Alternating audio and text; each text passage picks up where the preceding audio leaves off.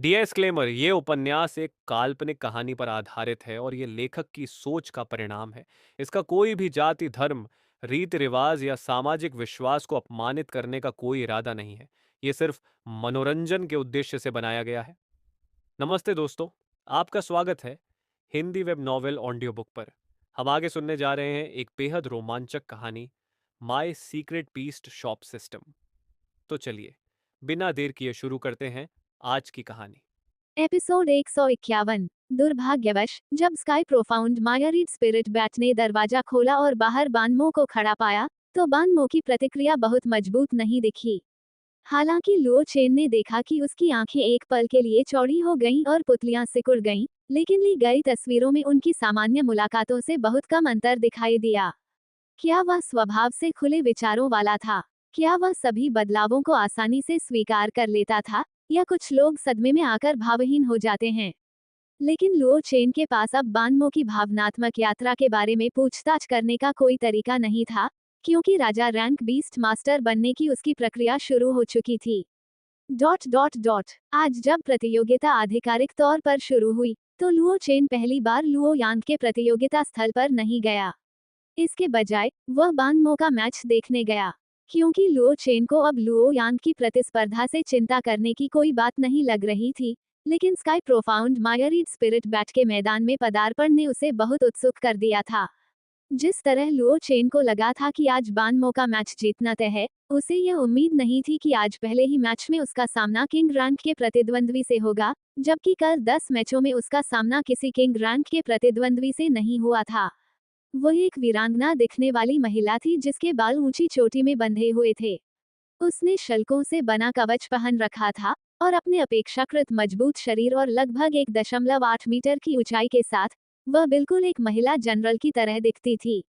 उसके बगल में दो राक्षस प्रकट हुए, उनमें से एक काफी भयंकर लग रहा था, जो कुछ हद तक मगरमच्छ जैसा दिखता था। दूसरा जानवर देखने में युद्ध के घोड़े जैसा लगता था, लेकिन उसका पूरा शरीर शल्कों से ढका हुआ था, जिससे वह घोड़े जैसा कम ही दिखता था। जाति: नीला चट्टानी समुद्री मगरमच्छ। Rank: king beast 1 star. प्रकार: जल प्रकार। पृथ्वी प्रकार। अवस्था: चुपचाप अवलोकन करना। योग्यता: उत्कृष्ट कौशल 1। पृथ्वी से पलायन। गहन स्तर: नीला चट्टानी समुद्री मगरमच्छ पूरी तरह या आंशिक रूप से मिट्टी में विलीन हो सकता है, जिससे उसे अत्यंत तीव्र गति प्राप्त होती है। 2. एजोर रॉक। पृथ्वी श्रेणी। एजोर रॉक समुद्री मगरमच्छ जमीन को एजोर रॉक में बदल सकता है, जिसे वह अपनी इच्छा से ऊपर या नीचे कर सकता है। एजोर रॉक कठोर होता है और अन्य पृथ्वी प्रकार के जीवों को भूभाग बदलने से प्रभावी ढंग से रोक सकता है, और इसे ढाल के रूप में भी इस्तेमाल किया जा सकता है। 3. Torrent profound tier. Azure rock sea crocodile पानी के प्रवाह की गति को नियंत्रित कर सकता है। 4. Death roll. Profound tier. Azure roxy crocodile लक्ष्य के शरीर के एक हिस्से को काटता है और फिर लक्ष्य को नुकसान पहुंचाने के लिए अपने शरीर को तेजी से घुमाता है। 5. जल तीर। गहन स्तर। नीला चट्टानी समुद्री मगरमच्छ अपने मुंह के अंदर पानी की एक छोटी धारा को संपीड़ित करता है और फिर अत्यंत शक्तिशाली भेदन क्षमता वाला जल तीर बाहर निकालता है।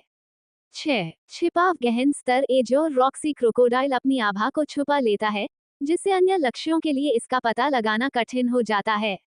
विकास पथ अभी तक अनलॉक नहीं हुआ है। इस जानवर के बारे में जानकारी पढ़ने के बाद लुओ चेन ने एक औसत दर्जे का मूल्यांकन दिया। हालांकि इसमें कुछ भी बहुत खास नहीं था, लेकिन कोई स्पष्ट खामियां भी नहीं थीं। हालांकि विशुद्ध रूप से भूमि आधारित प्रतियोगिता में अंततः इसके कुछ नुकसान भी थे। दूसरे जानवर के बारे में लुओ चेन को किसी तरह एक और जानवर याद आया जिसे उसने बहुत पहले देखा था, पवन पर सवार आत्मा का बच्चा। इसके पूरे शरीर पर शल्क थे और इसकी शक्ल सूरत काफी हद तक मिलती जुलती थी। ऐसा अनुमान लगाया गया था कि इस युवती के बगल में बैठा घोड़ा पवन पर सवार आत्मा के बछेड़े का विकसित रूप था। जाति: पवन पर सवार तराजूदार युद्ध घोड़ा। Rank: king beast 2 star. प्रकार: पवन प्रकार। स्थिति: चिंतित। योग्यता: उत्कृष्ट कौशल 1। पवन पर सवार होने की शक्ति। गहन स्तर। तेज हवा पर सवार होकर पवन पर सवार होने वाले युद्ध घोड़े की गति और भी तेज हो जाती है। 2. कवच की परत। गहन स्तर। आध्यात्मिक ऊर्जा इसके पूरे शरीर पर मौजूद परतों के माध्यम से प्रवाहित होती है और उनकी रक्षा करती है, जिससे इसकी सुरक्षा में काफी वृद्धि होती है। ये कौशल अन्य लक्ष्यों को भी कवच की अतिरिक्त सुरक्षा प्रदान कर सकता है।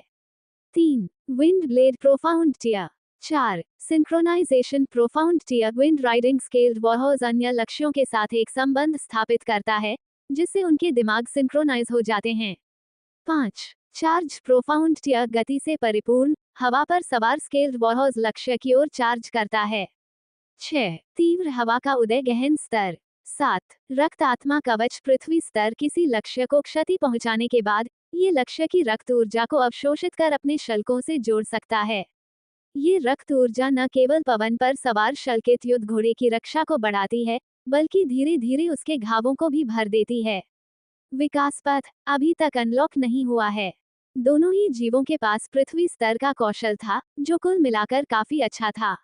बानमो और दूर खड़ी महिला ने एक दूसरे को देखा और अनुमान लगाया कि मैच शुरू होने का समय लगभग हो चुका है, और उसने अत्यधिक रूपांतरित sky profound myriad spirit bat को भी बुलाया। इस समय प्रकट होने वाला आकाश का गहन असंख्य आत्मा चमगादड़ अभी भी अपने छाया रूप में था, क्योंकि बानमो इस अवस्था में कौशल से अधिक परिचित था। हालांकि आकाश में प्रकट होने वाले अत्यंत समृद्ध आत्मा चमगादड़ को देखकर दर्शकों में आश्चर्य की लहर दौड़ गई, क्योंकि दर्शकों में से अधिकांश के लिए ये पहली बार था जब उन्होंने इस तरह के मानवाकार राक्षस को देखा था। अगर इसकी अत्यधिक काली त्वचा, चेहरे पर लगा कड़ा मुखौटा और पीठ पर बिना किसी चिपकाव के प्राकृतिक रूप से उगे काले पंख न होते तो बात अलग होती। उन्हें लगा होगा कि यह कोई असली व्यक्ति है जिसने कॉस्प्ले किया है। इसके अलावा बानमो के बीस्ट के प्रकट होने से वास्तविक दुनिया के प्रतियोगिता स्थल पर चल रहे लाइव प्रसारण को सफलतापूर्वक उसके मैच स्क्रीन पर स्विच कर दिया गया। सबसे ज्यादा लोकप्रियता हासिल करने वाले किन हेयुआन के मैच का स्क्रीनशॉट सीधे काट दिया गया। नीचे बैठे दर्शक अचानक बदलती स्क्रीन को देखते रहे और कुछ पल के लिए वातावरण में सन्नाटा छा गया। फिर दर्शकों को जब पता चला कि क्या हुआ है, तो वे शिकायत करने से खुद को रोक नहीं पाए। निर्देशक क्या कर रहे हैं? मैंने किन हेयुआन का मैच देखने के लिए टिकट खरीदे थे, कृपया इसे जल्दी से वापस बदल दें। आपने आज किन हेयुआन के तीनों मैच प्रसारित करने का वादा किया था, एक भी कम नहीं। आपने मैच को दो ऐसे लोगों के बीच क्यों बदल दिया जिन्हें मैं नहीं जानता? मुझे पता है, क्या वह मिस तांग रोली नहीं है? ठीक है निर्देशक महोदय, मैं भी यह मैच देख सकता हूँ। अरे अरे अरे, अभी बहस मत करो, पंखों वाला तो एक राक्षस है ना? नहीं तो क्या मैच के दौरान कोई कॉस्ट्यूम पहनकर आ सकता है?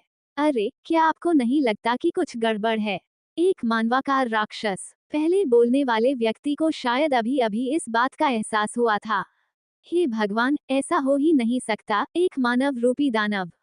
इस मैच में अधिक से अधिक लोगों ने एक खास जानवर की अनूठी विशेषताओं को जाना। कुछ सच्चे प्रशंसकों को छोड़कर बहस की आवाजें धीरे धीरे शांत हो गईं। इसके बजाय चर्चा बानमो के बगल में स्थित sky profound myriad spirit bat पर केंद्रित थी। माहौल बनाने के लिए जिम्मेदार मेजबान ने तुरंत प्रतिक्रिया दी। क्या सबने वह देखा? हाँ, बिल्कुल सही। मैंने अपने जीवन काल में सचमुच एक मानवाकार राक्षस को देखा। कृपया थोड़ी देर प्रतीक्षा करें, हमारे प्रतियोगिता स्थल पर मौजूद प्रजनक जल्द ही इस जानवर के बारे में जानकारी जारी करेंगे। कार्यक्रम स्थल का माहौल बेहद तनावपूर्ण था, और अधिकांश दर्शक बेसब्री से बीस्ट के बारे में आधिकारिक जानकारी जारी होने का इंतजार कर रहे थे। हालांकि साइट पर मौजूद कुछ प्रजनकों ने पहले ही इस जानकारी को देख लिया था और इसे एक छोटे दायरे में प्रसारित कर दिया था। जैसे जैसे दर्शकों की ओर से कभी कभार विस्मयबोधक आवाजें आती रहीं, बाकी दर्शक, जिन्हें गपशप नहीं मिल पा रही थी, और भी ज्यादा उत्तेजित हो गए और अधिकारियों को उकसाने के लिए लगातार पैसे देकर बुलेट पॉइंट वाली टिप्पणियां भेजने लगे। इसी बीच इल्यूजन वर्ल्ड में बानमो का मैच देख रहे सभी दर्शकों और मैदान पर मौजूद दोनों मुख्य किरदारों ने एक साथ महसूस किया कि कुछ गड़बड़ है। इतना समय बीत गया था, फिर भी मैच शुरू क्यों नहीं हुआ था? हालांकि इस विचार के मन में आने के कुछ ही समय बाद उन दोनों ने सिस्टम की सूचना सुनी। बधाई हो, आपके दोनों मैच मुख्य स्टेडियम में लाइव प्रसारण के लिए चुने गए हैं। हम आपके रोमांचक प्रदर्शन का इंतजार कर रहे हैं। अब मैच आधिकारिक तौर पर शुरू होता है। मुख्य स्टेडियम में सीधा प्रसारण। इससे पहले कि वे इस पर और विचार कर पाते, मैच शुरू होने की घोषणा हो चुकी थी। इसलिए उन दोनों ने ध्यान भटकाने वाले सभी विचारों को त्याग दिया और अपना पूरा ध्यान अपने प्रतिद्वंद्वी पर केंद्रित किया। दोनों की सोच एक ही थी। आज का प्रतिद्वंदी बहुत मजबूत था। आकाश के गहन असंख्य आत्मा चमगादड़ ने अपनी हथेली आगे बढ़ाई, फिर उसके हाथ में स्याही की तरह काली एक लंबी तलवार प्रकट हुई। लुओ चेन ने उसके हाथ में पकड़ी तलवार को देखा और मुस्कुराते हुए अपनी भौहें सिकोड़ी। यह अभी भी उसका मैत्रीपूर्ण प्रायोजन था, और इसका मूल, जाहिर है, तलवार की लकड़ी ही थी। इस तलवार के साथ इसे प्रस्तुत करना स्वाभाविक रूप से उस छद्म स्वर्ग श्रेणी की शक्ति का प्रदर्शन करना भी था। कौशल, असंख्य आत्माएं। लेकिन जब उसने आज सुबह इसे तलवार को दिया, तो यह अभी भी सुनहरे सफेद रंग की थी। इतने कम समय में ही यह काली और लाल हो गई थी। कौन जानता है कि इस बदलाव का तलवार पर क्या असर हुआ होगा। दृश्य फिर से युद्ध क्षेत्र में लौट आया। बानमो ने 2000 मीटर दूर स्थित तांगरुली को देखा। आध्यात्मिक स्तर पर वह शायद थोड़ा असमंजस में थी, लेकिन अब राजा के पद पर रहते हुए वह तांगरुली के चेहरे पर सूक्ष्म भावों को पहले ही देख सकता था। पहले की तरह उन्होंने सक्रिय रूप से हमला करने का विकल्प चुना। छाया क्षरण की घटना तांगरुली और उसके जानवर के चारों ओर सटीक रूप से घटित हुई। जैसे ही छाया के बड़े बड़े क्षेत्र दिखाई दिए, तांगरुली अपने पवन चालित अश्व पर सवार होकर तेजी से अपनी मूल स्थिति से निकल गई। एज और रॉक्सी क्रोकोडाइल की गति भी धीमी नहीं थी। अपने चारों अंगों को धरती के नीचे छिपाकर वह इतनी तेजी से आगे बढ़ता था मानो तैर रहा हो। लेकिन उनके ज्यादा दूर जाने से पहले ही sky profound myriad spirit bat shadow form 2000 metre दूर स्थित शैडो इरोजन क्षेत्र से बाहर निकल आया था। फिर अपने पंखों को धीरे से फड़फड़ाते हुए उसने तांगरुली का पीछा किया। नीले रंग का चट्टानी समुद्री मगरमच्छ बानमो की ओर देख रहा था। उसका पूरा शरीर धीरे धीरे जमीन के नीचे धंसता चला गया और बिना किसी निशान के गायब हो गया। यहाँ तक कि आकाश के गहन असंख्य आत्मा चमगादड़ को भी उसकी उपस्थिति का एहसास नहीं हो रहा था। हालांकि यह भी एक राजा श्रेणी का जानवर था, लेकिन sky profound myriad spirit bat की आभा तांगरुली के बगल में मौजूद दोनों की तुलना में कहीं अधिक शक्तिशाली थी। विंड राइडिंग स्केल्ड वॉरहॉर्स ने अपनी विंड राइडिंग पावर स्केल को चरम सीमा तक पहुंचाया, फिर भी वह sky profound myriad spirit bat से अपनी दूरी को प्रभावी ढंग से नहीं बढ़ा सका। इसके बजाय मैदान भर में लगातार छाया क्षरण के क्षेत्र दिखाई देने लगे। वर्तमान में यह क्षेत्र आकाश के गहन असंख्य आत्मा चमगादड़ के नियंत्रण में आ गया था। ये किसी भी समय विभिन्न छाया क्षेत्रों से प्रकट हो सकता था। आकाश में स्थित असंख्य आत्माओं से परिपूर्ण चमगादड़ ने उस दिशा में देखा जिधर हवा पर सवार तराजूदार युद्ध घोड़ा आगे बढ़ रहा था, फिर दो छायादार जंजीरें, जो लगभग उसकी भुजा जितनी मोटी थीं। निकटतम दो छायाओं से तेजी से बाहर निकला, ठीक उसी तरह जैसे entanglement the wind riding scaled warhorse के दो अगले खुर निकले। हवा पर सवार तराजूदार युद्ध घोड़ा अपने रास्ते में खड़ी छाया जंजीरों को देख रहा था। उसके शरीर से लगातार हल्के हरे रंग के पवन ब्लेड निकल रहे थे, और उसके सिर से नीले, नुकीले शंकुओं की एक परत उभरने लगी। यही वह कौशल होना चाहिए जिसे चार्ज कहा जाता है। छाया से बनी जंजीरें प्रकाश अवरोध से टकरा गईं। यद्यपि संपर्क के बाद पवन ब्लेड और नीले शंकु के आकार के प्रकाश अवरोध द्वारा वे कटकर चकनाचूर हो गईं, फिर भी इस अवरोध के कारण उनकी गति भी कम हो गई। गति में मामूली बदलाव के साथ sky profound myriad spirit bat ने सफलतापूर्वक तांगरुली को पकड़ लिया। ठीक उसी समय जब उसके हाथ में मौजूद काली तलवार तांगरुली की पीठ को भेदने ही वाली थी, एक धूसर सफेद रोशनी ने तुरंत तांगरुली के पूरे शरीर को घेर लिया, और यहाँ तक कि हवा पर सवार तराजू वाला युद्ध घोड़ा भी पूरी तरह से इस रोशनी से ढक गया। आकाश के गहन असंख्य आत्मा चमगादड़ के हाथ में मौजूद लंबी तलवार ने तांगरुली के शरीर को भेद दिया, लेकिन कोई रक्तपात नहीं हुआ। तांगरुली और आकाश के गहन असंख्य आत्मा चमगादड़ के हाथ में मौजूद लंबी तलवार अलग अलग स्थानों पर प्रतीत हो रही थीं। दोनों केवल दृष्टिगत रूप से एक दूसरे को ओवरलैप कर रही थीं, लेकिन उनका आपस में कोई संपर्क नहीं था। इसी क्षण हवा पर सवार तराजूदार युद्ध घोड़ा भी अपने कदम रोककर, अपना सिर घुमाकर आकाश में मौजूद असंख्य आत्माओं वाले चमगादड़ को एक चुनौती भरी नजर से देखने लगा। अपना निशाना चूक जाने के बाद आकाश की गहन असंख्य आत्मा चमगादड़ ने पीछा करना जारी नहीं रखा, और न ही तांगरुली की विचित्र अवस्था के बीत जाने के बाद वह वहीं रुकी रही। उसकी आकृति छाया में गायब हो गई और बानमो के पीछे फिर से प्रकट हुई। फिर उसने बानमो को पीछे से गले लगाया और आकाश में उड़ गया। और फिर अगले ही पल जहां बान मो खड़ा था, वहां नीली चट्टानों से बना एक बड़ा गड्ढा अचानक प्रकट हो गया। नीली चट्टान का समुद्री मगरमच्छ, जो लंबे समय से गायब था, अपना मुंह खोले उसका इंतजार कर रहा था। ये तो बस इतना ही कहा जा सकता है कि sky profound myriad spirit bat ने समय रहते प्रतिक्रिया दी, अन्यथा बानमो, जो अभी अभी उड़ना सीख रहा था, इस अचानक हमले से बचने में सक्षम नहीं हो पाता। हवा में उड़ने के बाद जैसे ही बानमो ने अपने शरीर को स्थिर किया, sky profound myriad spirit bat ने उसे छोड़ दिया। फिर उसने तलवार को दोनों हाथों से नीचे की ओर इशारा करते हुए पकड़ा, और गहरे काले ब्लेड के बगल में बनी लाल रेखाएं तेजी से चमक उठीं। अनेक आत्माएं, तलवार से दंड। आकाश के गहन असंख्य आत्मा चमगादड़ के काले मुखौटे के नीचे से एक प्राचीन आवाज गूंजी। फिर पूरे अखाड़े के ऊपर 1000 से अधिक तलवारें प्रकट हुई, जो sky profound myriad spirit bat के हाथ में लाल किनारी वाली गहरे काले रंग की तलवार के बिल्कुल समान थीं। जैसे ही आकाश के गहन असंख्य आत्मा चमगादड़ के हाथ धीरे धीरे नीचे उतरे, अखाड़े के ऊपर आकाश में फैली हुई वे हजारों काली तलवारें भयानक गति से नीचे गिरने लगीं। इस समय आकाश और पृथ्वी के बीच की ऊर्जा मानो अवरुद्ध हो गई थी, और स्थानिक उतार चढ़ाव दृढ़ता से दब गए थे। इसी समय लियुगुआंग शहर के नगर प्रमुख झो युन, जो न्यायाधीशों की सीटों पर बैठे थे, भी सदमे में अपनी सीट से उठ खड़े हुए। ये बिल्कुल भी ऐसी चीज नहीं है जिसे राजा रैंक वाला जानवर, पृथ्वी स्तरीय कौशल वाला प्राणी हासिल कर सके। क्या प्रज्ञकों ने अभी तक इसकी जानकारी नहीं देखी है? क्योंकि मंच पर मौजूद सभी जज बीस्ट मास्टर थे, इसलिए कोई भी उनके सवाल का तुरंत जवाब नहीं दे सका। जाओ एल्डर टैंक को ढूंढो। अखाड़े में अगर किसी को इस कौशल की तीव्रता के बारे में सबसे प्रबल अनुभूति थी, तो वह निस्संदेह तांगरुली ही थी, जो इस समय पूरी तरह से घिरी हुई थी।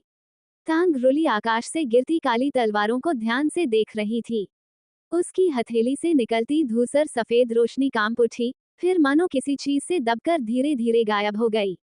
क्या इस समय इथरियलाइजेशन प्रतिभा भी बेकार थी? अपने दिल में उठ रही विनाशकारी भावना से लड़ने के लिए तांगरुली चीख पड़ी। ए जो रॉक, मानो ये दो शब्द उसे गिरती हुई काली तलवारों से लड़ने का साहस दे सकें। तांगरुली के विचारों के अनुरूप नीला चट्टानी समुद्री मगरमच्छ भी अपनी पूरी गति से उसके पास लौट आया, और उसके चारों ओर की जमीन तेजी से नीले चट्टानी रंग में बदल गई। राज्य, इसके नियंत्रण में एज और रॉक की परतें जमा होती गईं, जिससे एक छोटी पर्वत जैसी आकृति बन गई। हालांकि इस तरह की सुरक्षा बेकार साबित हुई। गहरे काले रंग की तलवारें टोफू काटने जैसी सहजता से नीले रंग की चट्टान की रक्षा पंक्ति को भेदते हुए आसानी से नीचे गिर गईं। एज और रॉक की बाधा के कारण दर्शक अंदर मौजूद वर्तमान राज्य को स्पष्ट रूप से नहीं देख सके। कुछ ही समय बीता और नीला पत्थर धीरे धीरे गायब हो गया। दर्शकों ने बस एक पल के लिए ही ये दृश्य देखा, लेकिन इसने उन्हें एक सिहरन का एहसास कराया। तांगरुली नीली चट्टानी जमीन पर औंधे मुंह पड़ी थी। उसके सीने में एक गहरे काले रंग की तलवार धंसी हुई थी, जिसके चारों ओर से लाल रोशनी निकल रही थी। उसके बगल में विंड राइडिंग स्केल्ड वॉर्स जमीन पर एक तरफ पड़ा हुआ था। उस पर कोई स्पष्ट चोट नहीं थी, लेकिन उसकी आंखें बेजान थीं, मानो उसकी आत्मा चकनाचूर हो गई हो। और एज और रॉक्सी क्रोकोडाइल भी बिना कोई आवाज किए जमीन पर लेटा हुआ था। फिर तांगरुली की आकृति धीरे धीरे अखाड़े से गायब हो गई, बिना कोई निशान छोड़े। इस क्षण लंबे समय से शांत पड़ा स्टेडियम उत्साहपूर्ण तालियों और जयकारों से गूंज उठा। अगर सब कुछ उम्मीद के मुताबिक हुआ, तो आज से बानमो, या यूं कहें कि आकाश का गहन असंख्य आत्मा चमगादड़, भी प्रशंसकों से भरा एक सितारा बन जाएगा। इसी समय मैदान में आभासी पाठ प्रकट हुआ, जो बिल्कुल sky profound myriad spirit bat की जानकारी थी।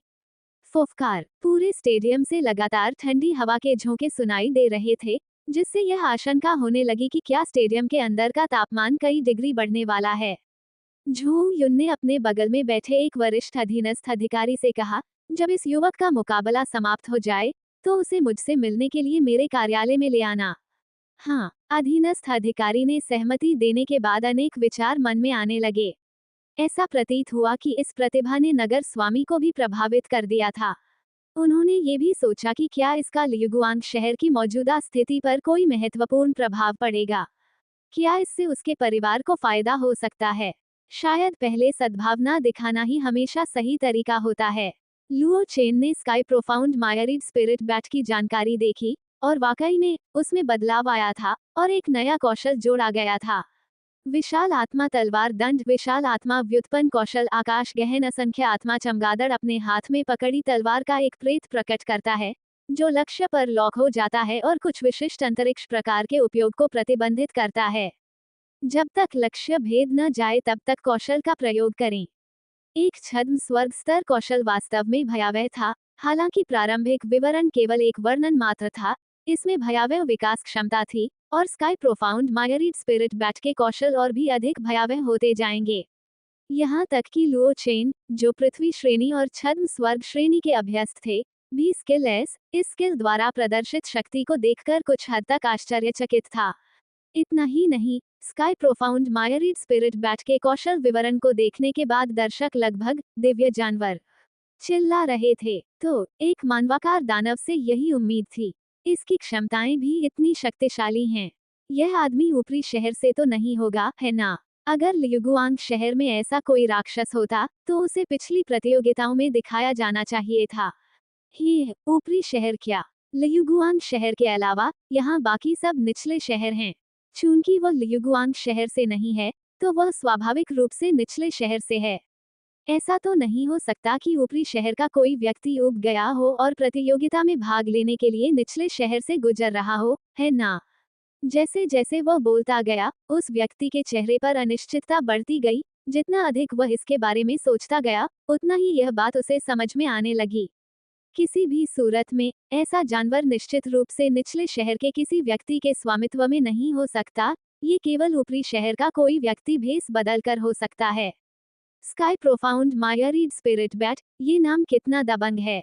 लेकिन मैंने कल उसकी प्रतियोगिता देखी। उस समय उसने केवल स्पिरिट रैंक 9 स्टार डार्कस्पॉन शैडोबैट का इस्तेमाल किया था। अरे, आपको क्या पता, वह तो बस सुअर बनकर बाघ को खाने का अनुभव लेना चाहता था। आज के बारे में क्या? आज बेशक वह पूरे मैदान को कुचलने के ड्रैगन आउटियन लिपि का अनुभव करना चाहता है।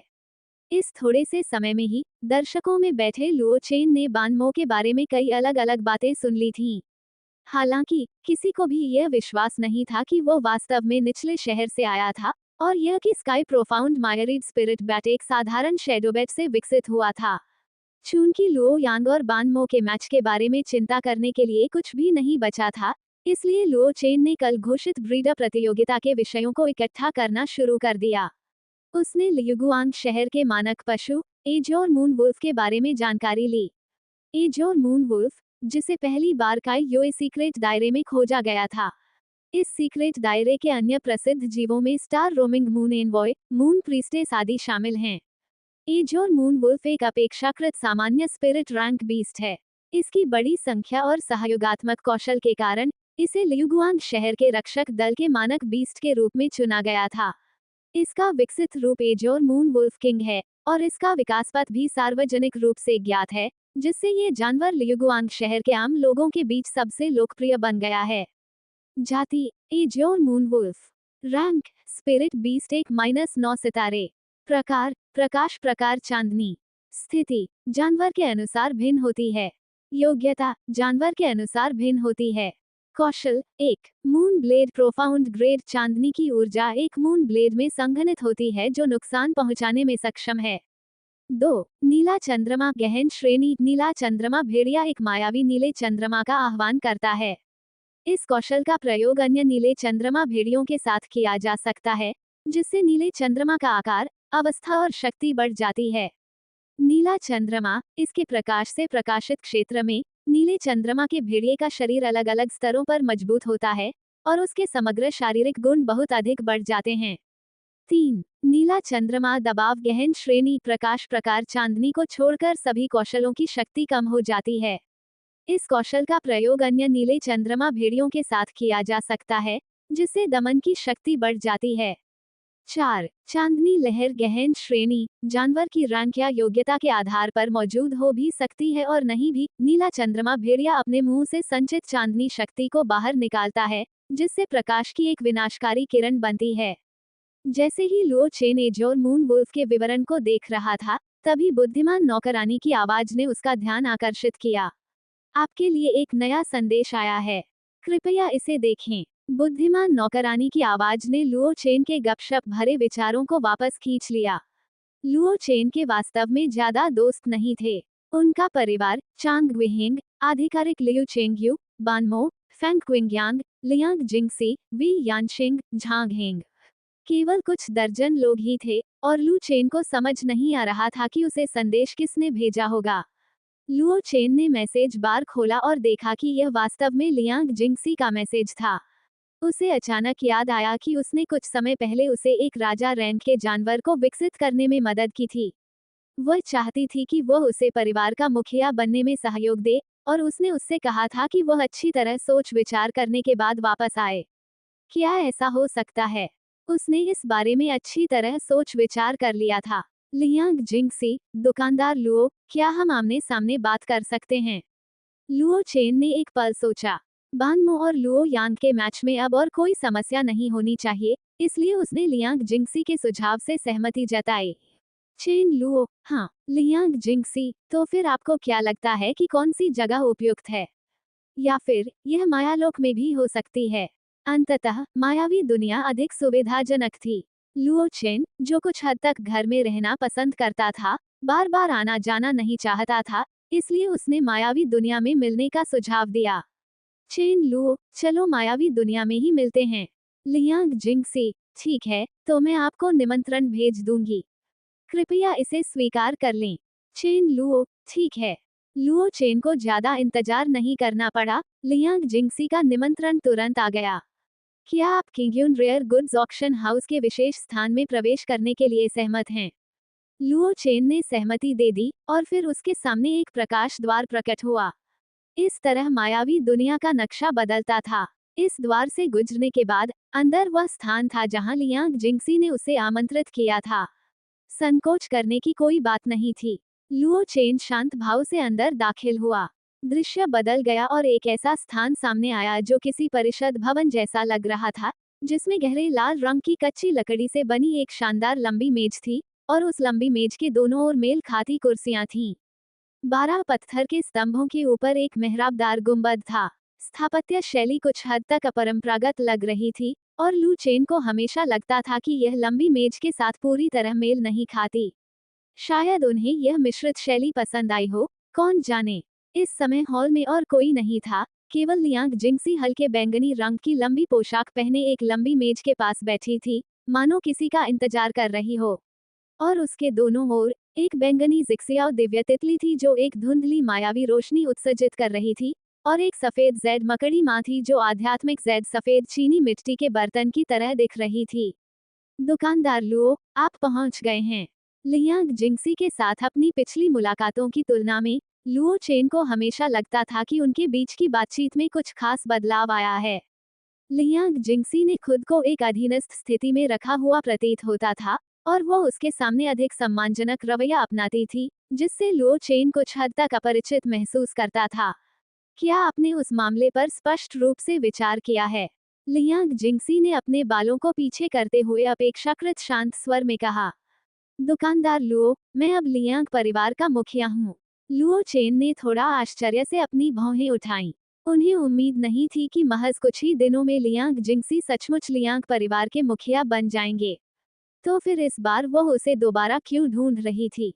चूंकि सुश्री लियांग पहले ही लियांग परिवार की मुखिया बन चुकी हैं, तो इस बार मुझसे मिलने का क्या उद्देश्य है? पिछली बार उसने परिवार की मुखिया बनने में उसकी मदद मांगी थी। अब जब वह मुखिया बन चुकी थी, तो उसे समझ नहीं आ रहा था कि इस बार उसका मकसद क्या है। लियांग जिंगसी ने कुछ हद तक बेबसी भरी मुस्कान को जबरदस्ती प्रकट किया।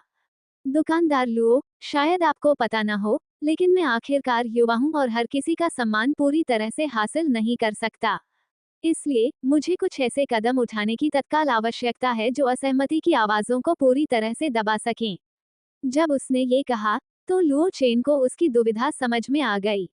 ऐसा लग रहा था कि परिवार के मुखिया का पद संभालना इतना आसान नहीं था, भले ही लियांग परिवार लियुगुआंग शहर का एक साधारण सा परिवार ही क्यों न हो। चूंकि यह एक सहयोगात्मक परियोजना है, इसलिए मिस लियांग को स्वाभाविक रूप से अपनी ईमानदारी दिखानी होगी, क्योंकि चेनयांग पेट्सटो में कई विकल्प मौजूद हैं। ये बात गलत थी। लुओ चेन केवल कुछ ही कुलीन परिवार के सदस्यों को जानता था और लियांग परिवार ही सबसे उपयुक्त साझेदार था, क्योंकि चेन्यांग पेटस्टो में सर्वोच्च युद्ध शक्ति फिलहाल केवल राजा रैंक की थी। अगर वह उन जंगली रैंक के कुलीन परिवारों के साथ सहयोग करता, तो सावधानी न बरतने पर वह आसानी से निष्क्रिय स्थिति में आ जाता। केवल राजा स्तर की युद्ध शक्ति लेकिन बड़ी संख्या में लोगों के साथ, लियांग परिवार निस्संदेह एक बहुत अच्छा सहयोगी था। लेकिन सबसे उपयुक्त होने का मतलब यह नहीं था कि वह अपरिहार्य था। यदि परिस्थितियां लुओ चेन को संतुष्ट नहीं करती, तो वास्तव में वह अन्य शहरों से सामग्री प्राप्त करने के लिए उतना उत्सुक नहीं था। वह अपनी शिकार टीम के विकसित होने का पूरी तरह से इंतजार कर सकता था और इस तरह के काम खुद कर सकता था। लियांग जिंगसी की उंगलियां अनजाने में थोड़ी कस गईं। वह जानती थी कि यह सहयोग हासिल हो पाएगा या नहीं, यह अब उसकी ईमानदारी पर निर्भर करता है। दुकानदार लुओ, पिछली बार की तरह ही है। हमारा लियांग परिवार और नीलामी घर के कर्मचारी आपके लिए हर काम कर सकते हैं। चाहे विभिन्न शहरों से अनोखे जानवर खरीदना हो या सामग्री इकट्ठा करना हो, हम हर चीज में आपकी मदद कर सकते हैं। और आपको बस इतना करना है कि हर महीने नीलामी घर में बेचने के लिए बीस्ट्स का एक हिस्सा उपलब्ध कराना है। लुओ चेन ने अपने सामने रखी लाल लकड़ी की लंबी मेज पर हाथ जोड़ लिए। मिस लियांग, आपकी बात बहुत अस्पष्ट है। आइए इसके बजाय एक विस्तृत अनुबंध तैयार करें। इसमें दोनों पक्षों द्वारा हर महीने उपलब्ध कराए गए जानवरों या संसाधनों का मूल्य निर्दिष्ट होना चाहिए। फिलहाल, हम इसे 10 मिलियन स्पिरिट कॉइन पर आधार मान लेते हैं। लुओ चेन की बातों से लियांग जिंगसी की आंखें तुरंत चमक उठीं। स्वाभाविक रूप से, लियांग जिंगसी को लुओ चेन के अनुबंध के अनुरोध पर कोई आपत्ति नहीं थी। ठीक है, दुकानदार लुओ, कृपया एक पल रुकिए। मैं तुरंत अपने कानूनी विभाग से अनुबंध का मसौदा तैयार करवाता हूँ। लुओ चेन का इंतजार ज्यादा देर तक नहीं चला, तभी एक अधेड़ उम्र का आदमी, जो किसी कुलीन व्यक्ति की तरह कपड़े पहने हुए था, सामग्रियों का एक ढेर लेकर परिषद भवन में दाखिल हुआ। वह सीधे लियांग जिंगसी के पास गए और आदरपूर्वक कहा, अध्यक्ष महोदया, ये रहा वह अनुबंध जिसकी आपने मांग की थी। लुओ चेन ने 2 सेंटीमीटर मोटे अनुबंध दस्तावेज को देखा और उसके होठों का एक कोना अस्वाभाविक रूप से फड़क उठा। तो, इस तरह के अनुबंध संबंधी मामलों के लिए, क्या उसे भी किसी पेशेवर से समीक्षा करवानी चाहिए? लियांग जिंगसी ने सामग्री ली, फिर खड़ी हुई और स्वयं उसे लुओ चेन के पास ले गई। तीसरे दर्जे के पशु स्वामी के रूप में, उनकी मानसिक शक्ति अभी भी बहुत प्रबल थी। एक नज़र में ही, लुओ चेन के दिमाग में ढेर सारी जानकारी उमड़ पड़ी। लुओ चेन के अनुभव के आधार पर, इस अनुबंध में कोई समस्या नहीं होनी चाहिए। इसलिए लुओ चेन ने इस पर अपने हस्ताक्षर किए और चेन्यांग पेटस्टो की आधिकारिक मुहर लगा दी। लुओ चेन को निर्धारित स्थान पर अपना नाम हस्ताक्षर करते हुए देखकर, ये भी स्पष्ट हो गया कि चेन्यांग पेटस्टो और किंग्यून रेयर गुड्स ऑक्शन हाउस ने आधिकारिक तौर पर साझेदारी कर ली है। लियांग जिंगसी के दिल पर पड़ा भारी बोझ आखिरकार हट गया। उसका पहले का तनावग्रस्त चेहरा शांत हो गया और उसमें एक अलग ही जीवंतता और चमक आ गई। लियांग जिंगसी ने अपना दाहिना हाथ लुओ चेन की ओर बढ़ाया। दुकानदार लुओ, आपके साथ काम करना बहुत अच्छा लगा। लुओ चेन ने संक्षेप में उनका हाथ मिलाया, फिर हाथ छोड़ते हुए कहा, आपके साथ काम करके खुशी हुई। फिर वह रुका और बोला, अगर आप ज्यादा व्यस्त नहीं हैं, तो हमारा सहयोग अगले महीने से शुरू हो जाएगा। हालांकि लियांग जिंगसी इस महीने से शुरुआत करना चाहती थी, लेकिन लुओ चेन ने पहले ही समय तय कर लिया था, इसलिए वह इसे आगे बढ़ाने के लिए दबाव नहीं डाल सकी। उसने अपने होंठ सिकोड़कर कहा, ठीक है, मैं दुकानदार लुओ के निर्देशों का पालन करूंगी। डॉट डॉट डॉट रात के तारों की रोशनी लियुगुआंग शहर में बिखरी हुई थी, लेकिन लियुगुआंग शहर के केंद्रीय स्थल पर लगी जगमगाती रोशनी आकाश में तारों से भी अधिक चमकदार थी। प्रतियोगिता स्थल वही था, लेकिन वहां ब्रीडर प्रतियोगिता का तीसरा दौर आयोजित हो रहा था। क्योंकि इस विषय की घोषणा कल ही हो चुकी थी, इसलिए अधिकांश प्रजनकों में आत्मविश्वास झलक रहा था। हालांकि, ये प्रतियोगिता स्वाभाविक रूप से पूरी तरह से निष्पक्ष नहीं थी, और यह निश्चित रूप से लियुगुआंग शहर के स्थानीय प्रतियोगियों के लिए अधिक अनुकूल थी। क्योंकि लियुगुआंग शहर के कुलीन परिवारों के वंशज असली एजोर मून वुल्फ्स को ढूंढ सकते थे और सर्वोत्तम प्रजनन विधि पर शोध करने में एक दिन बिता सकते थे। इसके अलावा, वे बेहतर स्कोर प्राप्त करने के लिए अपने परिवार के अधिक अनुभवी प्रजनकों से भी मदद ले सकते हैं। प्रतियोगिता की यह पूरी तरह से अनुचित पद्धति किसी आधिकारिक रूप से आयोजित प्रतियोगिता में खुलेआम दिखाई दे सकती है। शायद नगर स्वामी के लिए प्रतियोगिता का परिणाम महत्वपूर्ण नहीं था। वैसे भी निचले शहर के ब्रीडर तो बस संख्या पूरी करने के लिए ही वहां मौजूद थे। अगर वे प्रतियोगिता के दौरान कुलीन परिवारों को लूट सकते थे, तो यही उनके लिए सबसे ज्यादा मायने रखता था। ये सुनिश्चित करने के लिए कि सभी एज्योर मून वुल्फ्स की सभी पहलुओं में समान योग्यता हो, आज की प्रतियोगिता भी इल्यूजन वर्ल्ड में आयोजित की जाएगी। सभी प्रतिभागियों से अनुरोध है कि वे भ्रम की दुनिया में प्रवेश करें।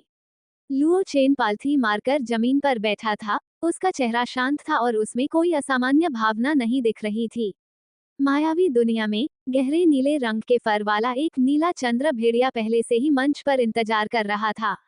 लुओ चेन ने अपनी सत्य दृष्टि का उपयोग करके इसकी जानकारी की जांच की। जाति azure moon wolf. Rank spirit beast 9 star. प्रकार प्रकाश प्रकार चांदनी। स्थिति शांत। योग्यता अच्छी। कौशल 1 moon wheel profound tier. 2 azure moon profound tier. 3 नीला चंद्रमा दबाव गहन स्तर। 4 मूनलाइट वेव प्रोफाउंड टियर। विकास पथ 1 azure moon wolf azure moon wolf king. 2 नीला चंद्रमा भेड़िया गर्जना करता चंद्रमा नीला भेड़िया। 3 नीला चंद्रमा भेड़िया चंद्रमा की पूजा करने वाला जानवर। अपने सामने मौजूद एज्योर मून वुल्फ की स्पिरिट बीस्ट 9 स्टार जानकारी को देखकर लुओ चेन को ऐसा लगा जैसे वह भी ठगे जाने वालों में से एक बन गया हो। उसका रवैया कुछ ऐसा था जैसे जो होगा देखा जाएगा, और वह सोच रहा था कि क्यों न वह पहला विकास पथ एज्योर मून वुल्फ किंग ही चुन ले। हालांकि लुओ चेन ने तब सोचा कि एज्योर मून वुल्फ मूल रूप से लियुगुआंग शहर के आम लोगों के करीब का एक जानवर था। भले ही कुछ लोगों ने कुछ चालें चली हों, जो वास्तव में आम ब्रीडर्स के लिए थोड़ी अनफ्रेंडली थीं। ये वास्तव में लियुगुआंग शहर के विशाल नगर रक्षक बल के लाभ के लिए भी था। लू चेन ने अपने मन में उठ रही असंतुष्टि को दबा लिया। किसने उसे इतना सुंदर और दयालु बनाया कि वह संसार के कष्टों को सहन न कर सके। द्वितीय श्रेणी की आध्यात्मिक वस्तुएं 12 चांदनी पत्थर, 3 चंद्रमा प्रतिबिंबित घास। तीसरे स्तर की आध्यात्मिक वस्तुएं तारा चंद्रमा बेल के पत्ते, बलि का स्तंभ। अन्य 3 सामग्रियों से निपटना आसान था, सिस्टम ने उन्हें तुरंत प्रकट कर दिया। हालांकि जब अंतिम सामग्री की बात आई, तो सिस्टम थोड़ा भ्रमित हो गया। प्रतियोगी लुओ चेन, क्या आप कृपया उस वस्तु का विस्तृत विवरण दे सकते हैं जिसकी आपको आवश्यकता है? ये पहली बार था जब लुओ चेन को ऐसी स्थिति का सामना करना पड़ा जहां सिस्टम आवश्यक सामग्री को प्रकट करने में सक्षम नहीं था। वर्णन करने से पहले लुओ चेन ने अपने विचारों को व्यवस्थित किया और अपने शब्दों को तैयार किया। यह एक ऐसा पत्थर है जो कम से कम 1000 साल से अस्तित्व में है। इस सामग्री के लिए कोई विशेष आवश्यकता नहीं है, लेकिन इसमें कम से कम 10 इकाई आध्यात्मिक ऊर्जा होनी चाहिए। आकार की बात करें तो 3 मीटर ऊंचा, 1 मीटर चौड़ा और आधा मीटर मोटा उपयुक्त रहेगा। सतह चिकनी होनी चाहिए। लुओ चेन के विस्तृत विवरण को सुनने के बाद उसके सामने एक नीले भूरे रंग की पत्थर की पटिया प्रकट हो गई। लुओ चेन ने इसका ध्यानपूर्वक अवलोकन किया और पाया कि इसके सभी पहलू उसकी आवश्यकताओं को पूरी तरह से पूरा करते हैं। यह एक उत्तम सामग्री थी। सबसे पहले उसने 12 चांदनी पत्थरों को पत्थर की पटिया के चारों ओर एक विशिष्ट पैटर्न में रखा। फिर उसने चांदनी पत्थर के बीच पतली तारा चंद्रमा बेल की पत्तियों को बिखेर दिया। लुओ चेन ने चंद्रमा की रोशनी को प्रतिबिंबित करने वाली घास को भी परिष्कृत नहीं किया। इसके बजाय उसने अपने सामने नीले चंद्रमा भेड़िए को बुलाया और उसे पूरी घास निगलने और चबाने के लिए कहा। मायावी दुनिया में रहने वाले जानवरों का एक फायदा उनकी आज्ञाकारिता थी। उन्हें जो भी करने को कहा जाता, वे उसका कड़ाई से पालन करते थे।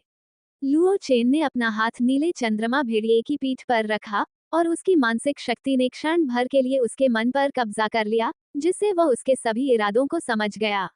यदि नीला चंद्रमा भेड़िया विरोध नहीं करता, तो वह उसके शरीर को नियंत्रित करके उससे उचित क्रियाएं भी करवा सकता था।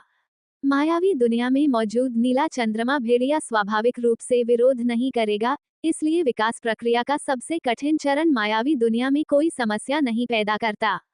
पहली बार किसी जानवर के शरीर को नियंत्रित करना लुओ चेन के लिए वास्तव में एक जादुई अनुभव था। उसने सबसे पहले एज्योर मून वुल्फ के शरीर को नियंत्रित करके प्लेटफॉर्म पर चलना शुरू किया, और उसके शरीर को नियंत्रित करने में निपुण होने के बाद वह चिकनी पत्थर की पटिया की ओर बढ़ा। प्रतियोगिता के 2 दौर के बाद लुओ चेन ने अन्य खिलाड़ियों पर काफी बढ़त बना ली थी, इसलिए स्वाभाविक रूप से वह जजों और दर्शकों के ध्यान का केंद्र बन गया था। मुख्य मंच पर मौजूद तांगसे और युआनशी लगातार इस प्रतियोगी को देख रहे थे, जिसे उनके शिक्षक के समान बताया जा रहा था। सेजी, क्या आपको लगता है कि वो हमारे द्वारा एजोर मून वुल्फ को स्पिरिट बीस्ट 5 स्टार स्टेट से स्पिरिट बीस्ट 9 स्टार में बदलने की कार्रवाई पर ध्यान देगा? युआनशी के चेहरे पर गहरी झुर्रियों के साथ साथ अत्यधिक संघर्ष के भाव भी स्पष्ट दिखाई दे रहे थे। तांगसे ने उसकी ओर सरसरी नजर डाली। ये सुझाव तो तुमने ही दिया था, और अब तुम ही चिंता कर रहे हो। देखो, उसने आज जो सामग्रियां चुनी हैं, उनका एजोर मून वुल्फ किंग में विकसित होने से कोई लेना देना नहीं है। क्या यही आपके लक्ष्य की प्राप्ति नहीं है? मेरा लक्ष्य क्या है? क्या ये सब नगर रक्षक दल के लिए नहीं है? अगर मुझे ये पता नहीं चलता कि यह बच्चा ब्रीडर प्रतियोगिता में भाग लेने के बाद से हमेशा से ही मौजूदा विकास पथों से अलग जानवरों को विकसित करने में सक्षम रहा है, क्या मैं ऐसी योजनाओं में उलझना चाहूंगा? इसके अलावा, क्या मैं सिर्फ लियुगुआंग शहर के सिटी गार्ड को एक और विकास विकल्प देने की कोशिश नहीं कर रहा था? आप तो ऐसे कह रहे हैं जैसे मैं ये सब अपने लिए कर रहा हूँ। युआनशी को उत्तेजित चेहरे और थूक उड़ते हुए देखकर तांग से चुपचाप एक कदम पीछे हट गया। ज्यादा उत्साहित मत होइए, मेरा मतलब वो नहीं था। बात सिर्फ इतनी है कि प्रतियोगिता शुरू हो चुकी है, इसलिए हमें यहाँ चिंता करने की कोई जरूरत नहीं है। सबसे खराब स्थिति में हम अंतिम पुरस्कारों के रूप में अधिक मुआवजा प्रदान करेंगे। युआनशी ने खुद को शांत करने के लिए गहरी सांस ली। हम बस इतना ही कर सकते हैं। बूढ़ी युआन, क्या आप जानते हैं कि आप अपनी वास्तविक उम्र से अधिक बूढ़े क्यों दिखते हैं? क्या? युआनशी के चेहरे पर थोड़ी हैरानी थी। वह पूरी तरह से समझ नहीं पा रहा था कि तांगसे ने अचानक ऐसा क्यों कहा। तांगसे चुपचाप एक कदम और किनारे हट गया। क्योंकि तुम्हारी भावनाएं बहुत अस्थिर हैं और तुम बहुत ज्यादा चेहरे के हाव भाव दिखाते हो, इसलिए आगे से खुद पर थोड़ा नियंत्रण रखने की कोशिश करो। अरे बूढ़े दिखावा करने वाले, तुम्हारी उम्र 170 साल से भी ज्यादा हो गई है, फिर भी तुम हर दिन खुद को इतना तंदुरुस्त रखते हो, किसके लिए ऐसा करते हो? मंच पर एक बार फिर अफरा तफरी मच गई। अनुभवी निर्देशक ने पहले ही मुख्य मंच की स्क्रीन को ढक दिया था। इस प्लेटफॉर्म पर एजोर मून वुल्फ की विकास प्रक्रिया जारी रही। लुओ चेन ने एजोर मून वुल्फ को नियंत्रित करते हुए 3 कदम बढ़ाए और फिर झुककर नीले भूरे रंग की पत्थर की पटिया की ओर चल पड़ा। ये जादुई दृश्य दर्शकों को थोड़ा अजीब लगा। क्या ये किसी जानवर के सामान्य विकास से बहुत अलग नहीं था? कुछ ही देर में एजोर मून वुल्फ नीले भूरे रंग की पत्थर की पटिया के नीचे आ गया। उसकी हरकतें किसी ऐसे इंसान की तरह थीं, जो श्रद्धापूर्वक पत्थर की पटिया के सामने घुटने टेक रहा हो। लुओ चेन ने प्राचीन, गहन और रहस्यमय शब्दों की एक श्रृंखला का उच्चारण किया, मानो वह समय को एक प्राचीन और जीवन के उतार चढ़ाव से भरे युग में वापस खींच रहा हो। बोलते समय लुओ चेन की मानसिक शक्ति लगातार नीले भूरे रंग की पत्थर की पटिया पर प्राचीन प्रतीक उकेर रही थी। अब वो पत्थर की पटिया सचमुच वही बलिदान स्तंभ प्रतीत हो रही थी जिसका उल्लेख लुओ चेन ने पहले किया था। शिलास्तंभ के चारों ओर लगे चांदनी पत्थर धीरे धीरे एक उज्ज्वल, लेकिन चकाचौंध न करने वाली चमक उत्सर्जित कर रहे थे। तारे चंद्रमा के आकार की लता की पत्तियां धीरे धीरे जमीन से ऊपर उठने लगीं और स्तंभ के चारों ओर घूमने लगीं। अब लुओ चेन के मानसिक नियंत्रण के बिना नीला चंद्रमा भेड़िया सक्रिय रूप से और लगातार शिला के सामने झुक गया, और उसके माथे से लाल रक्त बहकर शिला के सामने जमीन में रिसने लगा। जैसे जैसे समय बीतता गया, शिला भी तेजी से चमकने लगी, और फिर प्रकाश की एक तेज किरण सीधे आकाश में चली गई। आयोजन स्थल के गुंबद पर अचानक एक विचित्र घटना प्रकट हुई। एक गहरा रात्रि आकाश जिसमें एक चमकीला, अकेला चंद्रमा लटका हुआ था। शिलास्तंभ से निकलने वाली प्रकाश की किरण ऐसी लग रही थी मानो वह चंद्रमा से उतर रही हो। चारों ओर से एक भव्य ध्वनि उभरी, मानो हजारों लोग एक साथ प्रार्थना कर रहे हों, या शायद स्तुतिगान कर रहे हों। क्योंकि यह घटना आयोजन स्थल के गुंबद पर घटी, इसलिए इसकी जोरदार ध्वनि पूरे आयोजन स्थल में फैल गई।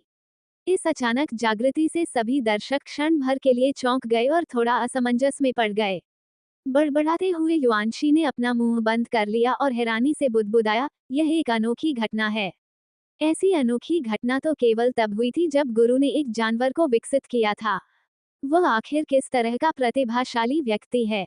सबसे पहले तांगसे ने प्रतिक्रिया दी। वो पलक झपकते ही कमेंटेटर के बगल में आ गए और होस्ट से माइक्रोफोन छीन लिया।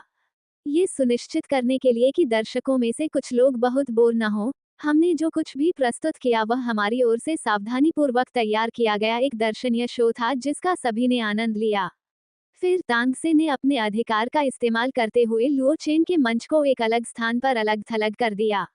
लुओ चेन, जो उस जानवर को विकसित करने में तल्लीन था, ने ध्यान नहीं दिया कि उसके आसपास का वातावरण पहले ही शून्य में बदल चुका था। वह भी इस विकास प्रक्रिया से बहुत प्रभावित था। उसकी दोनों आंखों में एक एक चंद्र चक्र घूम रहा था। उसके पीछे एक रहस्यमयी आकृति प्रकट हुई, जिसका चेहरा सुंदर था और हमेशा सौम्य प्रतीत होता था। असाधारण प्रतिभा। मैं मूल रूप से आपको धीरे धीरे आगे बढ़ने देना चाहता था, लेकिन चूंकि स्थिति ऐसी है, इसलिए मैं आपको राजधानी में जल्दी प्रवेश करने की अनुमति नहीं दे सकता। उसने धीरे से ये शब्द बुदबुदाए, फिर लुओ चेन के पीछे थोड़ी दूर पालथी मारकर बैठ गया। एक तितली लगातार हिलती डुलती उसके चारों ओर ऊपर नीचे फड़फड़ा रही थी। शाओ मिंग और तियान युन इस क्षेत्र को समर्थन देने के लिए कंप्यूटेशनल शक्ति को प्राथमिकता देते हैं। समय प्रवाह दर को 20 गुना समायोजित करें। ये कहने के बाद चारों ओर लंबी खामोशी छा गई। ऐसा लग रहा था मानो वह एजोर मून वुल्फ की विकास प्रक्रिया के समाप्त होने की प्रतीक्षा कर रहा हो। बलि के शिलाखंड पर प्रकाश का स्तंभ एक छोटी किरण में विभाजित हो गया, जिसने धीरे धीरे जमीन पर घुटने टेककर बैठे नीले चंद्रमा भेड़िए को घेर लिया। तभी एजोर मून वुल्फ के विकास का सही मायने में सफर शुरू हुआ। चांदनी पड़ने पर उसके नीले रंग के बाल एकदम सफेद हो गए और पहले से थोड़े लंबे हो गए। इसके शरीर का आकार बिल्कुल भी नहीं बढ़ा, बल्कि यह सिकुड़कर अपनी मूल 2 मीटर लंबाई का आधा रह गया। उसके त्रिकोणीय कान खींचे हुए प्रतीत होते थे, और उसके माथे के बीचों बीच एक लगातार बदलता हुआ चंद्रमा का निशान दिखाई देता था, जो अर्धचंद्र से लेकर पूर्णिमा तक अंतहीन रूप से चक्रित होता रहता था। उसकी दोनों आंखें अधिक गोलाकार हो गईं, और उनके भीतर गहराई में चंद्रमा चक्र की चमक देखी जा सकती थी। उसकी गर्दन पहले से कहीं अधिक पतली हो गई। इसकी पीठ से 6 रिबन जैसी संरचनाएं निकली हुई थीं, बहुत ज्यादा नहीं, सिर्फ 6, सफेद रंग की जिनमें चांदी भूरे रंग की झलक थी, और जिनकी लंबाई लगभग आधा मीटर थी। इसका वर्तमान स्वरूप एजोर मून वुल्फ से बिल्कुल अलग था, जो देखने में हस्की जैसा लगता था। अब इससे कुलीनता और शालीनता की आभा निकलती थी।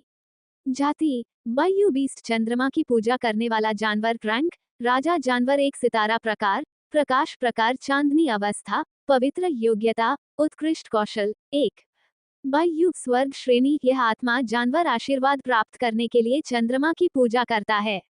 इस कौशल का उपयोग केवल तभी किया जा सकता है जब चंद्र चक्र मौजूद हो।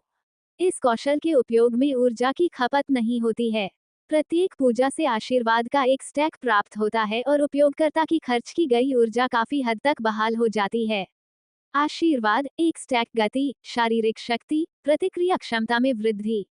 2 स्टैक लगातार एचपी बहाल करता है, 1 ढाल प्राप्त करता है। 3 स्टैक मानसिक प्रतिरोध में वृद्धि, अन्य लक्ष्यों के साथ आशीर्वाद स्टैक और अवस्था साझा कर सकता है।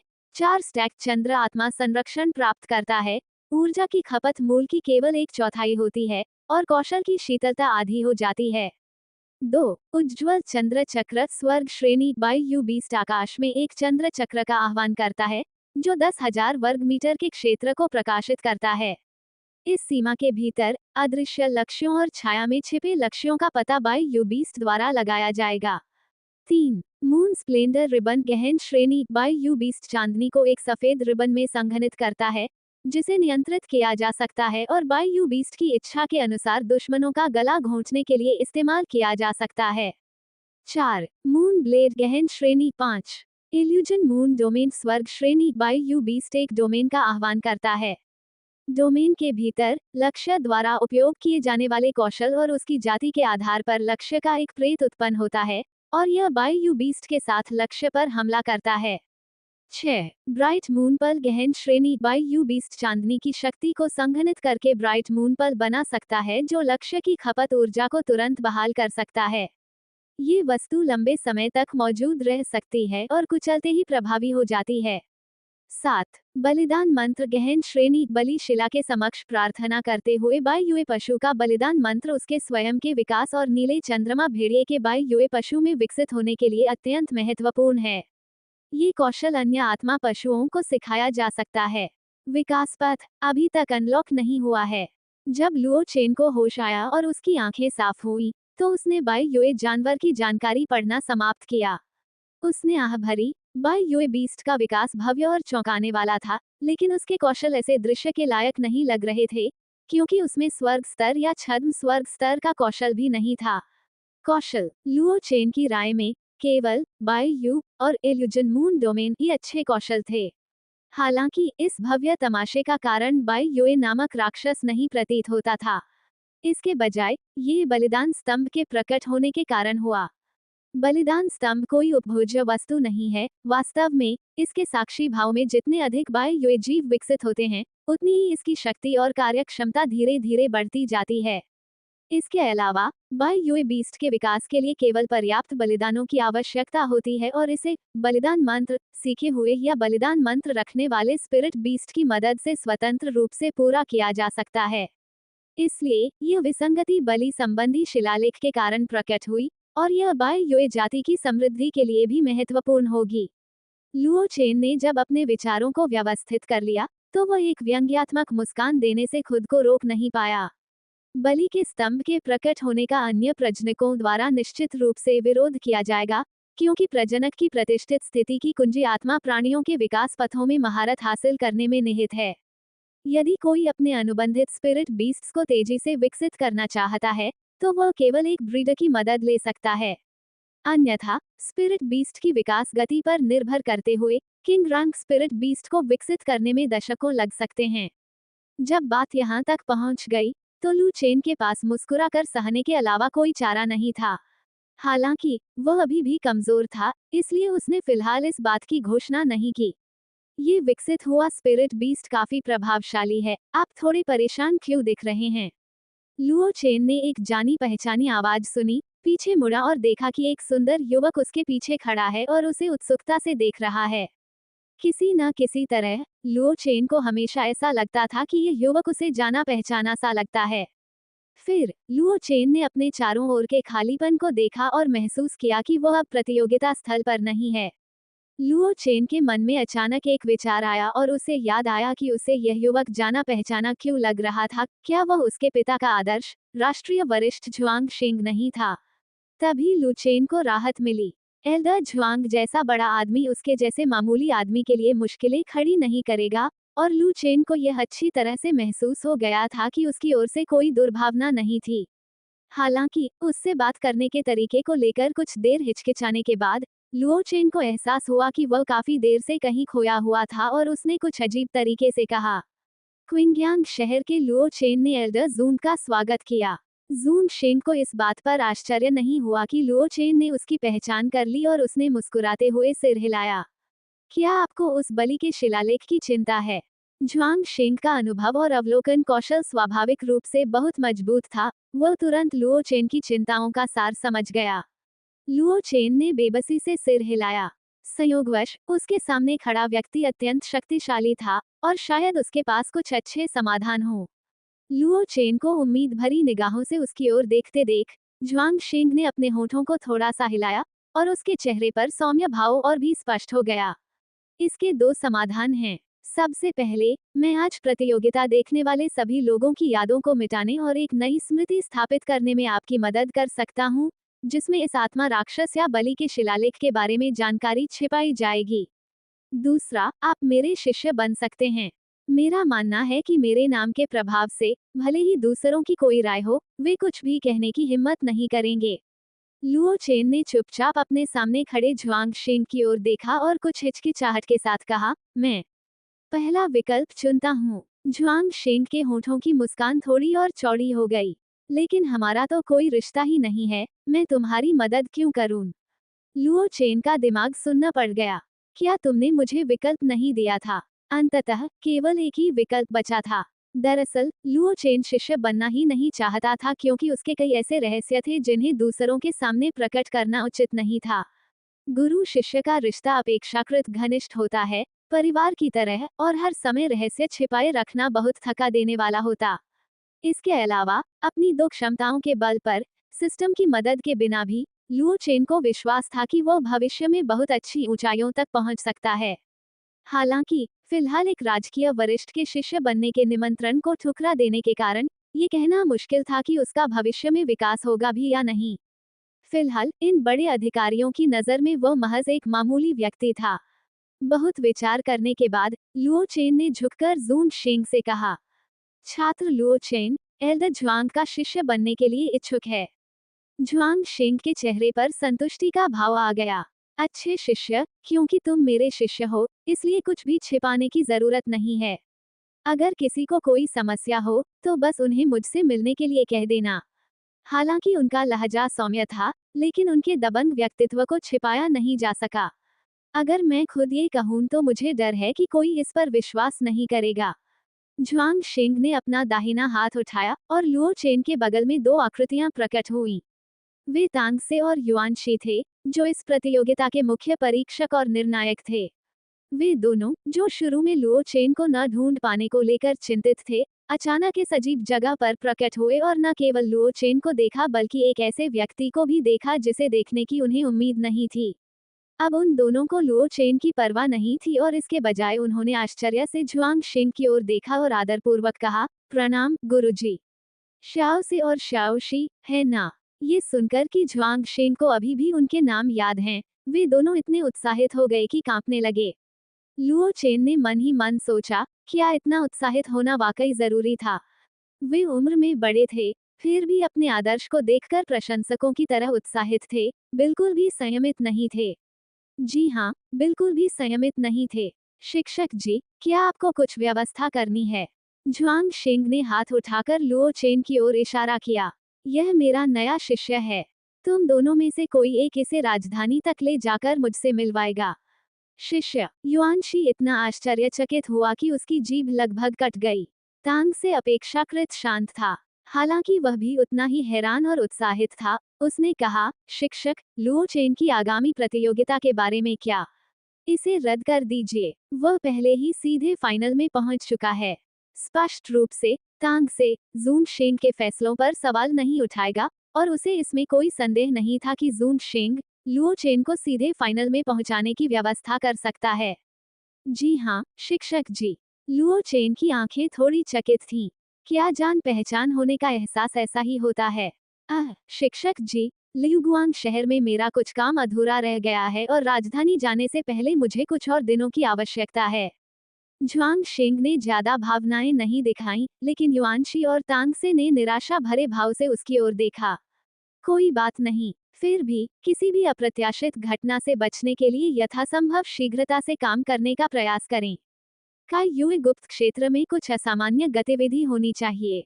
ओह ठीक है। जुआंग शेंग के पास बैठी तितली ने लुओ चेन की कलाई पर तितली के आकार का निशान छोड़ दिया। यह एक आध्यात्मिक तितली का चिन्ह है। यह मुझे आपका स्थान बता सकता है, चाहे आप किसी गुप्त क्षेत्र में हो या जंगल में। जब आप किसी खतरे का सामना करें, तो उसमें थोड़ी सी आध्यात्मिक शक्ति का संचार करें, और एक आध्यात्मिक तितली दुश्मनों से लड़ने में आपकी मदद करने आएगी। लेकिन एक प्रजनक के रूप में कभी भी खुद को खतरे में न डालें। उसके शब्द समाप्त होते ही जून शेंग की आकृति धीरे धीरे उन तीनों के सामने से गायब हो गई।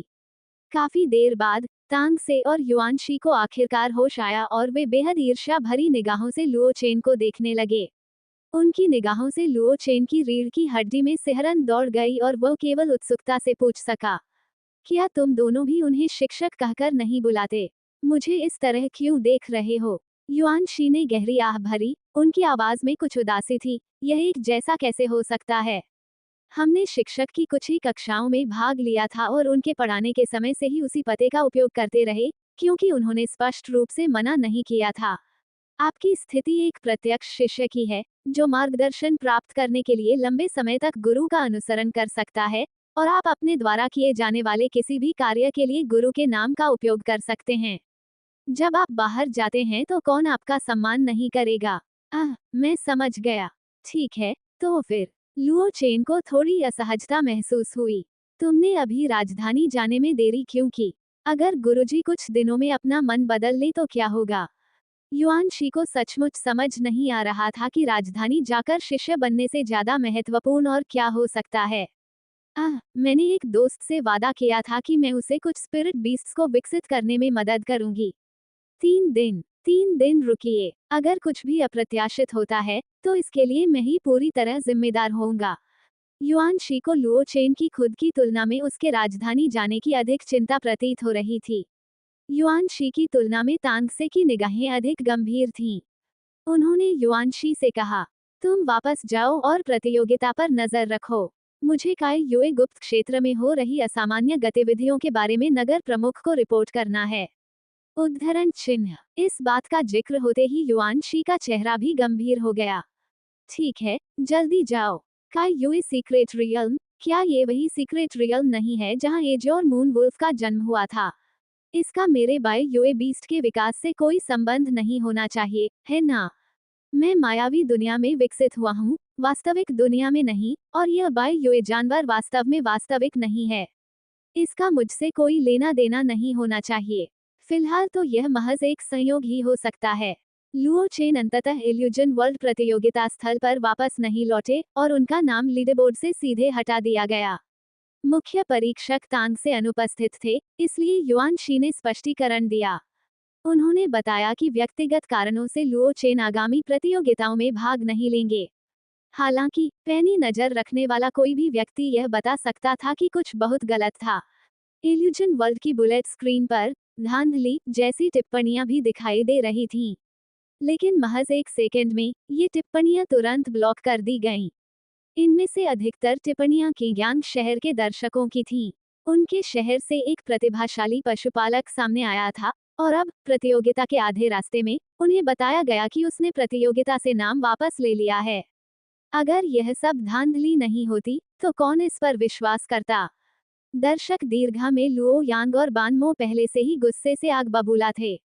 बानमो, जो थोड़ा शांत था, ने लुओ यांग की बांह पकड़ ली और उसे नीचे कूदकर हंगामा करने से रोक दिया। चलो पहले बाहर जाकर तुम्हारे भाई से पूछते हैं कि असल में क्या हो रहा है। हो सकता है वो बूढ़ा आदमी सच कह रहा हो। आमतौर पर शांत रहने वाले बानमो ने भी बूढ़े आदमी शब्द कहे, जिससे पता चलता है कि वो वास्तव में बहुत गुस्से में थे। लुओ यांग ने गहरी सांस छोड़ी और बानमो की बात मान ली, और उसकी आंखों में मौजूद काले और सफेद रंग की आभा धीरे धीरे कम हो गई। हालांकि उसके पीछे काले और सफेद तितली के पंख दिखाई दिए, और फिर वह सीधे लुओ यांग को आयोजन स्थल के केंद्र में ले आया। लेकिन मौजूदा स्थल इल्यूजन वर्ल्ड के प्रदर्शन से ढका हुआ था, और कर्मचारियों के अलावा किसी अन्य दर्शक ने मैदान पर मौजूद दो अवांछित मेहमानों पर ध्यान नहीं दिया। लुओ चेन, जो अभी अभी जागा था और मंच से उतरकर जाने की तैयारी कर रहा था, उसने लुओ यांग और बानमो को सीधे प्रतियोगिता स्थल में प्रवेश करते देखा। उसने अपना माथा पीट लिया, मानो वह अपने भाई के बारे में लगभग भूल ही गया हो।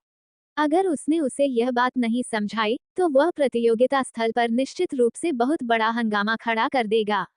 लुओ चेन उनके पास गया, उनकी बाहें पकड़ी और जल्दी से संक्षेप में कहा, घबराओ मत, सब ठीक है, हम बाद में बात करेंगे। ये देखकर कि लुओ चेन के साथ कोई अन्याय नहीं हुआ था, लुओ यांग का गुस्सा काफी हद तक शांत हो गया, और उसने आसपास के प्रतियोगिता स्थल की ओर देखते हुए महसूस किया कि अभी बात करने का समय नहीं है। उसने आज्ञाकारी भाव से सिर हिलाया, फिर उसके पीछे के काले और सफेद पंख हल्के से फड़फड़ाए और लुओ चेन और बानमो को प्रतियोगिता स्थल से बाहर ले गए। पोडियम पर खड़े युआनशी ने उस जगह की ओर देखा जहां से लुओ चेन और अन्य दो लोग गायब हो गए थे। उनकी आंखों में आश्चर्य का भाव था। अंतरिक्ष प्रकार उस नन्हे जीव ने जिस कौशल का इस्तेमाल किया, उससे वह तांगसे के स्वर्ग और पृथ्वी की आत्मा झिल्ली को पार कर सकता था। लगता है उसका पशु साथी भी असाधारण है। क्या ये भी लुओ चेन द्वारा विकसित कोई चीज हो सकती है? छी, ये प्रतिभा तो वाकई भयानक है। किंगयांग नगर के स्वामी को अपनी ओर दौड़ते देख युआनशी के दांतों में दर्द होने लगा।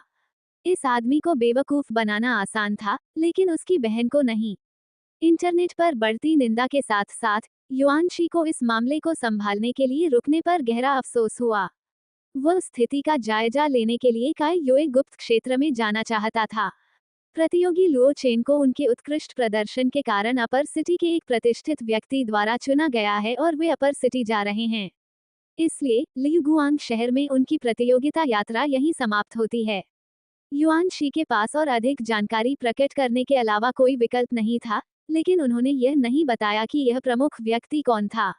भले ही लुओ चेन के राज्य बनने की खबर सच हो जाए, अगर एल्डर झुआंग के शिष्य द्वारा घोषणा की जानी थी, तो निश्चित रूप से यह घोषणा यहाँ नहीं, बल्कि स्वयं उनके मुख से की जानी थी। जैसा कि उम्मीद थी, युआन शी द्वारा ये खबर जारी करने के बाद धांधली और आंतरिक हेरफेर की शिकायत करने वाली टिप्पणियों की संख्या तेजी से कम हो गई, और इसके बजाय इस खबर की सत्यता पर चर्चा होने लगी।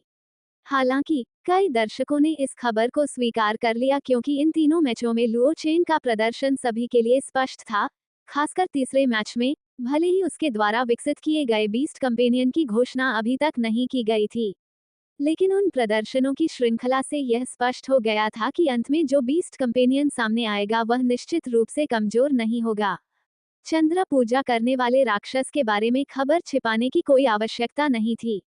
दर्शकों का ध्यान और अधिक आकर्षित करने के लिए युआन शी ने सीधे इस राक्षस साथी के बारे में जानकारी जारी कर दी। एक बार फिर विस्मय और हंगामे का दौर चला। फैंग किग्यांग, जो आधे रास्ते में था, ये खबर सुनकर वहीं रुक गया। फिर उसने किग्यांग शहर के लिए बने विशेष दर्शक कक्ष पर एक नजर डाली।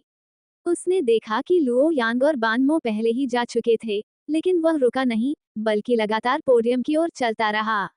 इससे युआन शी बहुत हैरान हो गया। उसने पहले ही इस तरह से समझाया था, तो फिर यह आदमी अभी भी मंच की ओर क्यों आ रहा था? डॉट डॉट डॉट इस तरह से यह है। लुओ चेन ने गुप्त लोक में अपने अनुभवों को लुओ यांग और बानमो को विस्तार से बताया। पहले के गुस्से की तुलना में लुओ यांग के चेहरे पर अब अधिक हैरानी के भाव दिखाई दे रहे थे। आप कह रहे हैं कि आपको झुआंग शिंग ने शिष्य बनाया था, और वो भी सीधे शिष्य। और झुआंग शिंग वही झुआंग शिंग हैं जिनका जिक्र हमारी पाठ्य पुस्तकों में है। लुओ चेन ने सहमति में सिर हिलाया, फिर अनजाने में अपने दाहिने हाथ से अपनी बाईं कलाई को कुछ बार रगड़ा। ये तितली का निशान वास्तविक दुनिया में भी उसके साथ दिखाई दिया था। हालांकि लुओ यांग या तो लुओ चेन की प्रतिभा को लेकर लापरवाह था, या फिर उस पर पूरी तरह से आश्वस्त था, क्योंकि उसने इस वास्तविकता को जल्दी और अच्छी तरह से स्वीकार कर लिया था। फिर उसने चमकती आंखों से लुओ चेन की ओर देखा। भाई, जब तुम वहां जाओ तो क्या तुम मुझे राष्ट्रीय वरिष्ठ झुआंग शिंग से एक ऑटोग्राफ दिलवा सकते हो? प्रश्नवाचक चिन्ह प्रश्नवाचक चिन्ह प्रश्नवाचक चिन्ह। क्या आप मेरा ऑटोग्राफ नहीं चाहते, भावी बीस्ट कंपेनियन मास्टर? उन दोनों को सब कुछ स्पष्ट रूप से समझाने के बाद लुओ चेन उन्हें अपने कमरे से बाहर ले गया। उसके पास अभी भी बहुत काम बाकी था।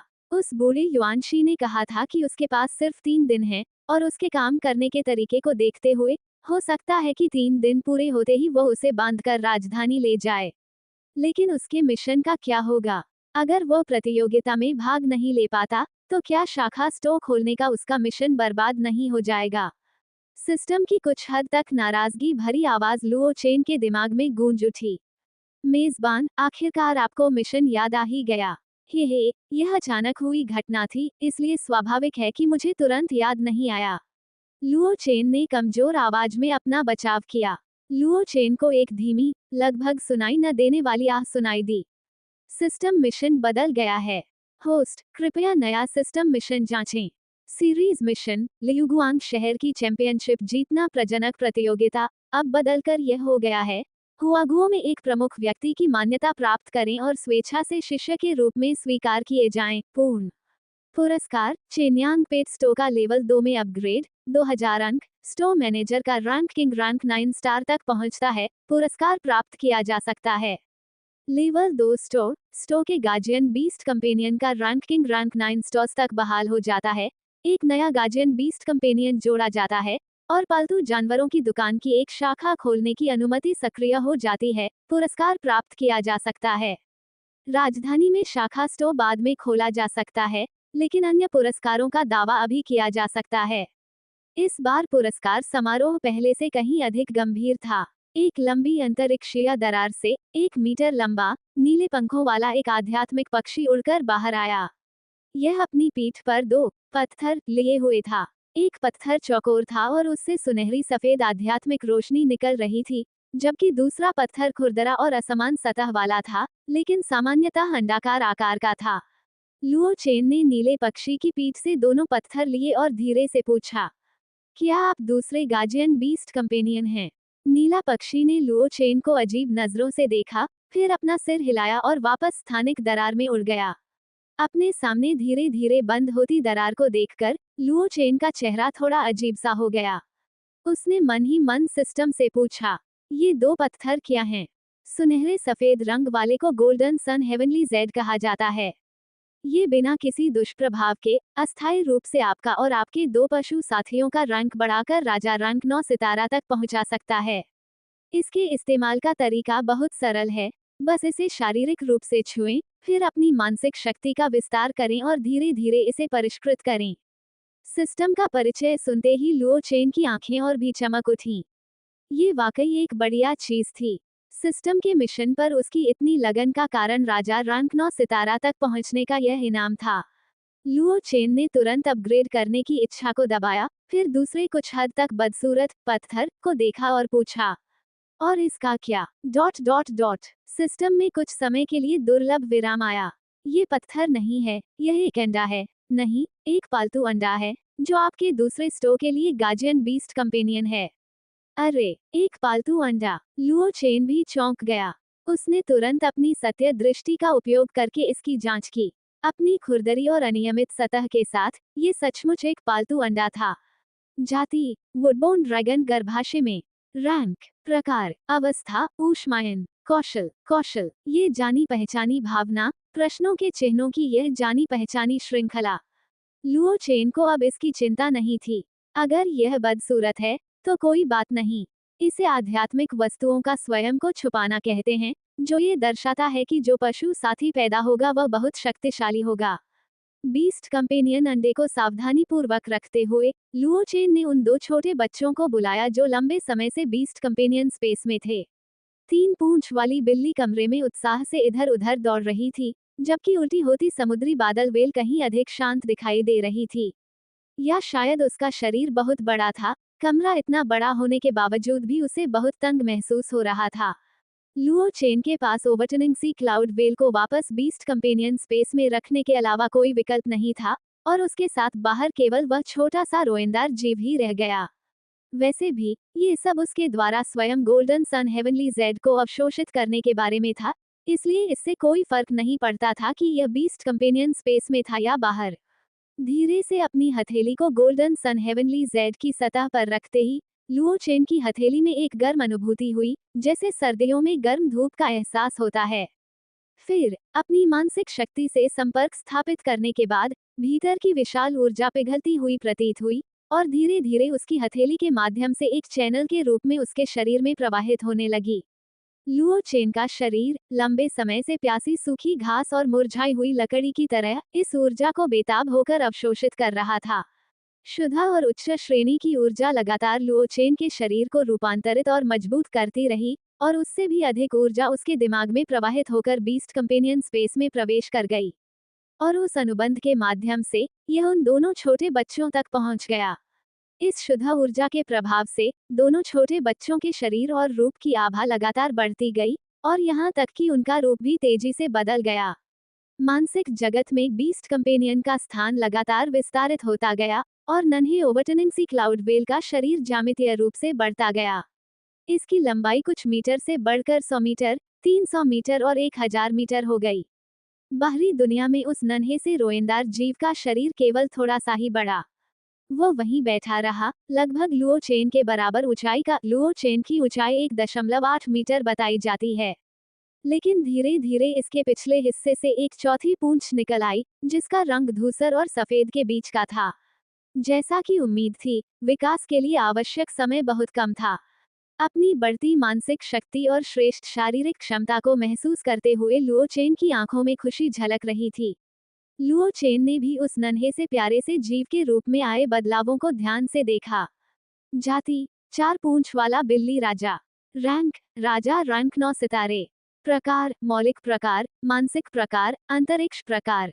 राज्य, जिज्ञासु। योग्यता, उत्तम। कौशल, 1, आत्मा झिल्ली गहन स्तर। 2, उत्तरजीविता के लिए पूंछ का विच्छेदन पृथ्वी स्तर।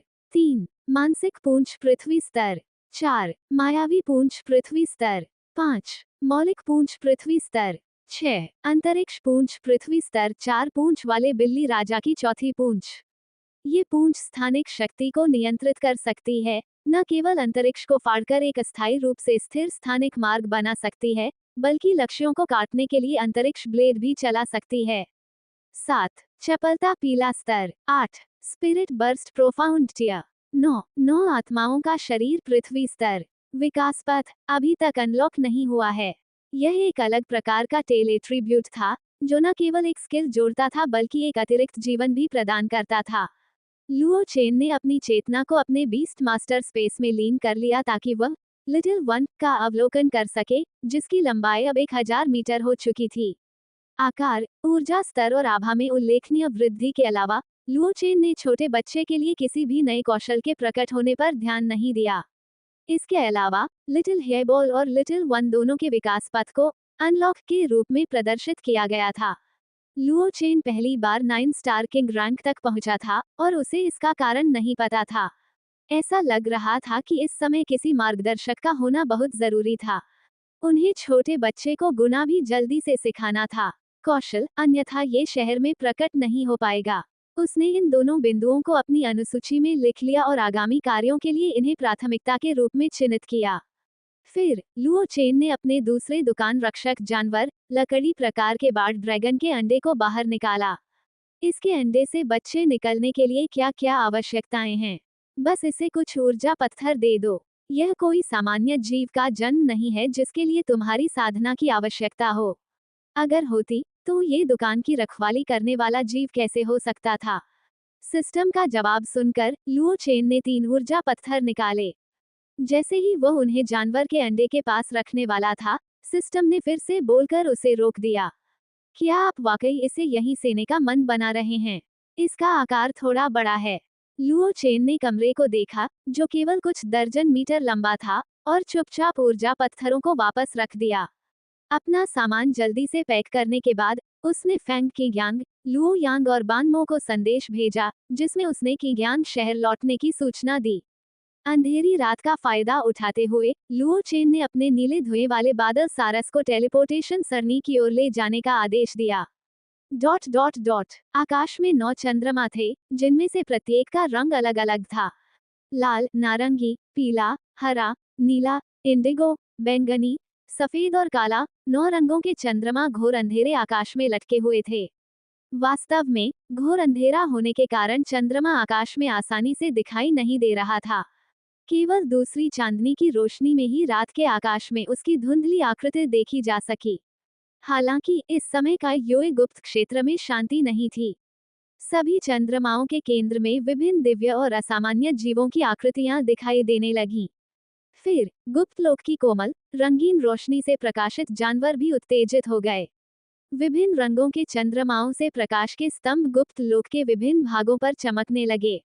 आसपास के सभी जानवर निकटतम प्रकाश स्तंभ की ओर दौड़ रहे थे, मानो वहां कुछ उन्हें आकर्षित कर रहा हो, या शायद उन्होंने किसी प्रकार का आह्वान सुना हो। लियुगुआंग शहर के नगर प्रमुख झो युन और पशुपालक संघ के अध्यक्ष तांग से गुप्त क्षेत्र के प्रवेश द्वार से कुछ ही दूरी पर शून्य में तैर रहे थे, जानवरों के बेचैन दृश्य को देख रहे थे। उनके चेहरे के भाव बदल रहे थे। एल्डर तांग, क्या आपने कुछ देखा है? तांग से ने हल्की सी आह भरी, फिर अपनी निगाहें हटा ली, जो 9 चंद्रमाओं के बीच भटक रही थीं। मैं कुछ भी नहीं देख पा रहा हूँ। शायद दूरी बहुत अधिक है, या शायद वे अभी भी निष्क्रिय अवस्था में हैं, जिससे कोई भी प्रभावी जानकारी प्राप्त करना असंभव है। लेकिन मुझे उनसे एक जानी पहचानी सी अनुभूति होती है। झू युन चौंक गई। क्या ये जानी पहचानी अनुभूति है? तांग से ने सिर हिलाते हुए कहा, मेरे अनुमान के अनुसार आकाश में 9 चंद्रमाओं के भीतर मौजूद जानवर कम से कम जंगली श्रेणी के 7 या 8 सितारा जानवर हैं, और यह बहुत संभव है कि उनमें से 1 या 2 तारा जानवर हों। ये खबर सुनकर झो युन का चेहरा भी कुछ हद तक गंभीर हो गया, लेकिन उसे इस पर विश्वास था, क्योंकि उसने पहले ही कई जंगली जानवरों को, जिनसे वह परिचित था, उन दिशाओं की ओर बढ़ते हुए देखा था जहां से प्रकाश के स्तंभ नीचे उतर रहे थे। यदि उच्च श्रेणी के किसी जानवर का आदेश न होता, तो ये उद्दंड साथी कभी इतने आज्ञाकारी न होते। अब जबकि जानवर बड़ी संख्या में इकट्ठा हो रहे हैं, हालांकि हम नहीं जानते कि क्यों, हमें उनके बाहर जाकर क्षेत्र पर कब्जा करने या हमारे शहर पर हमला करने के लिए तैयार रहना चाहिए। तांग से ने सहमति में सिर हिलाया। उसने अभी कुछ कहने के लिए अपना मुंह खोला ही था। अचानक ऊपर से ही एक लाल चंद्रमा के आकार का ब्लेड नीचे गिरा, जिसकी शक्ति स्पष्ट रूप से घातक प्रहार करने के लिए थी।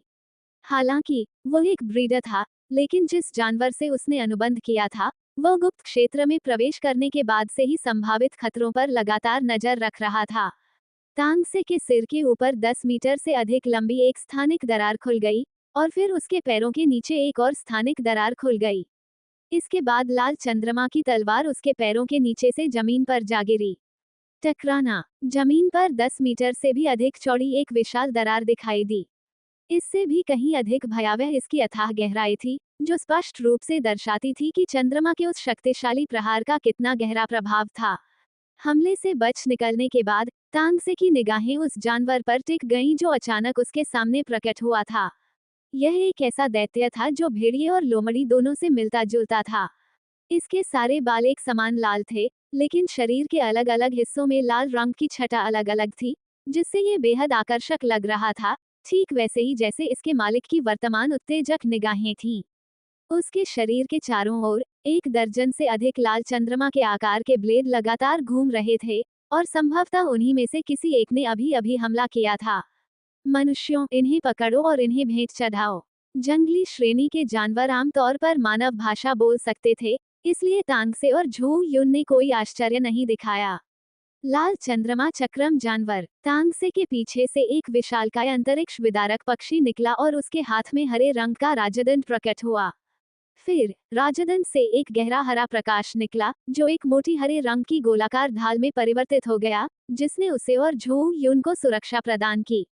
लियुगुआंग शहर के सबसे शक्तिशाली व्यक्ति होने के नाते झू युन स्वाभाविक रूप से चुपचाप खड़े होकर यह सब नहीं देख सकते थे।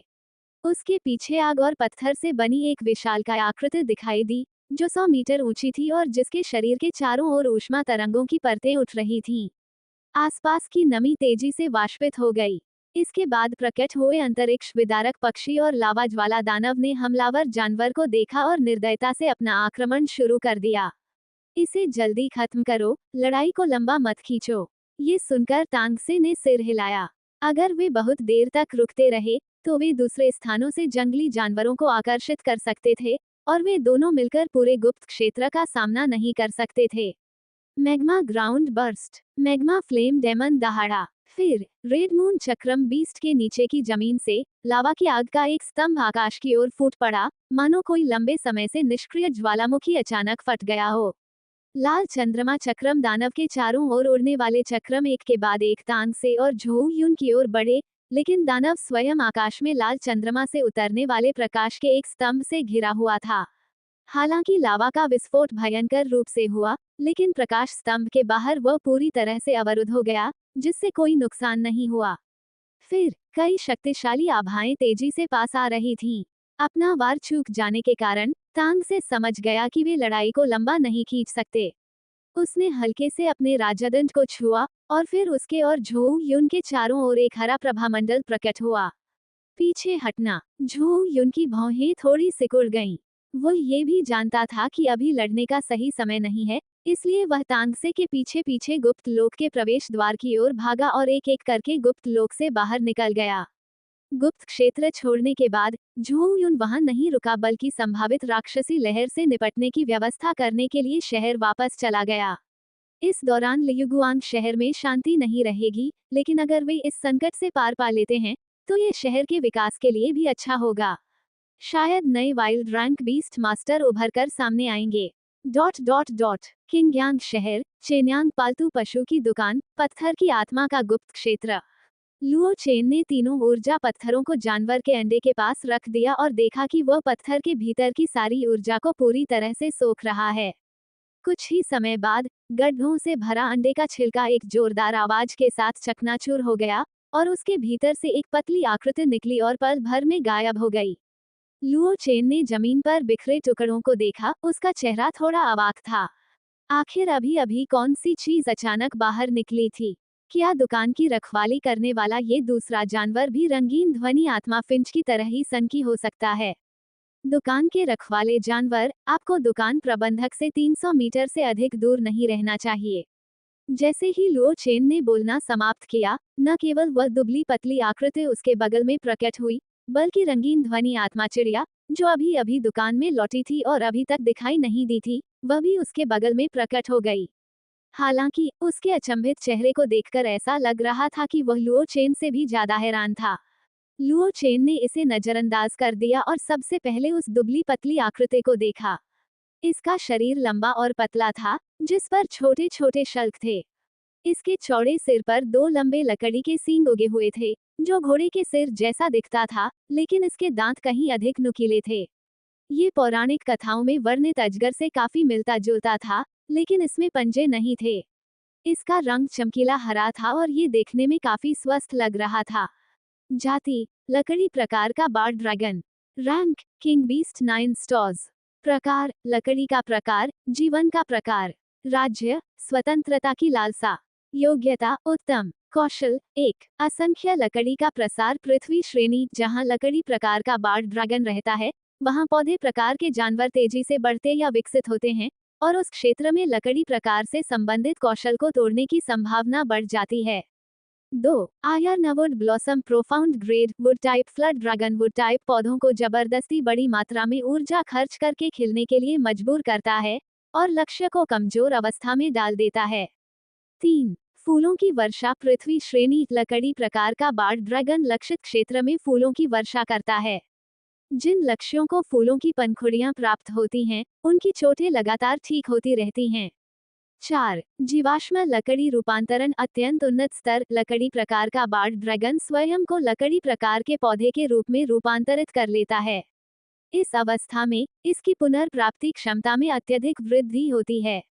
5। वृक्षलता गहन श्रेणी, लकड़ी प्रकार का बार्ड ड्रैगन वृक्षलताओं का उपयोग करके लक्ष्य को जकड़ता है, बांधता है और गला घोंटता है। 6। हरा भरा लकड़ी का आध्यात्मिक श्वास पृथ्वी श्रेणी, लकड़ी प्रकार का बार्ड ड्रैगन अपने मुख से आध्यात्मिक श्वास छोड़ता है। इससे प्रभावित लक्ष्य लकड़ी युक्त अवस्था प्रदर्शित करेंगे और धीरे धीरे एक सच्चे पौधे में परिवर्तित हो जाएंगे। 7। दीर्घायु आत्मा मोती छद्म स्वर्ग श्रेणी, लकड़ी प्रकार का बार्ड ड्रैगन हर हफ्ते एक दीर्घायु आत्मा मोती का निर्माण कर सकता है। जाति की परवाह किए बिना एक मोती जीवन को 10 वर्ष तक बढ़ा सकता है।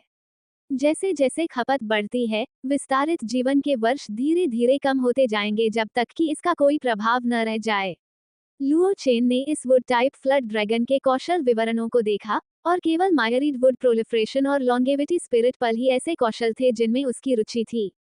पशुपालन को बढ़ावा दिया जा सकता है, जिससे ये प्रजनकों के लिए एक अच्छा सहायक बन सकता है। दूसरा कारण था जीवनकाल बढ़ाने की क्षमता, जो कुछ लोगों के लिए बेहद आकर्षक थी। शायद कुछ दीर्घायु प्राणियों के लिए 10 साल का जीवन मात्र कुछ न होने से बेहतर था, जैसे कि स्टारलाइट स्टोन स्पिरिट। लेकिन मनुष्यों के लिए आकर्षण बहुत ही प्रबल था। मनुष्य की जीवन अवधि में वृद्धि केवल राजा श्रेणी के पशु स्वामी के स्तर तक पहुंचने पर ही होती है।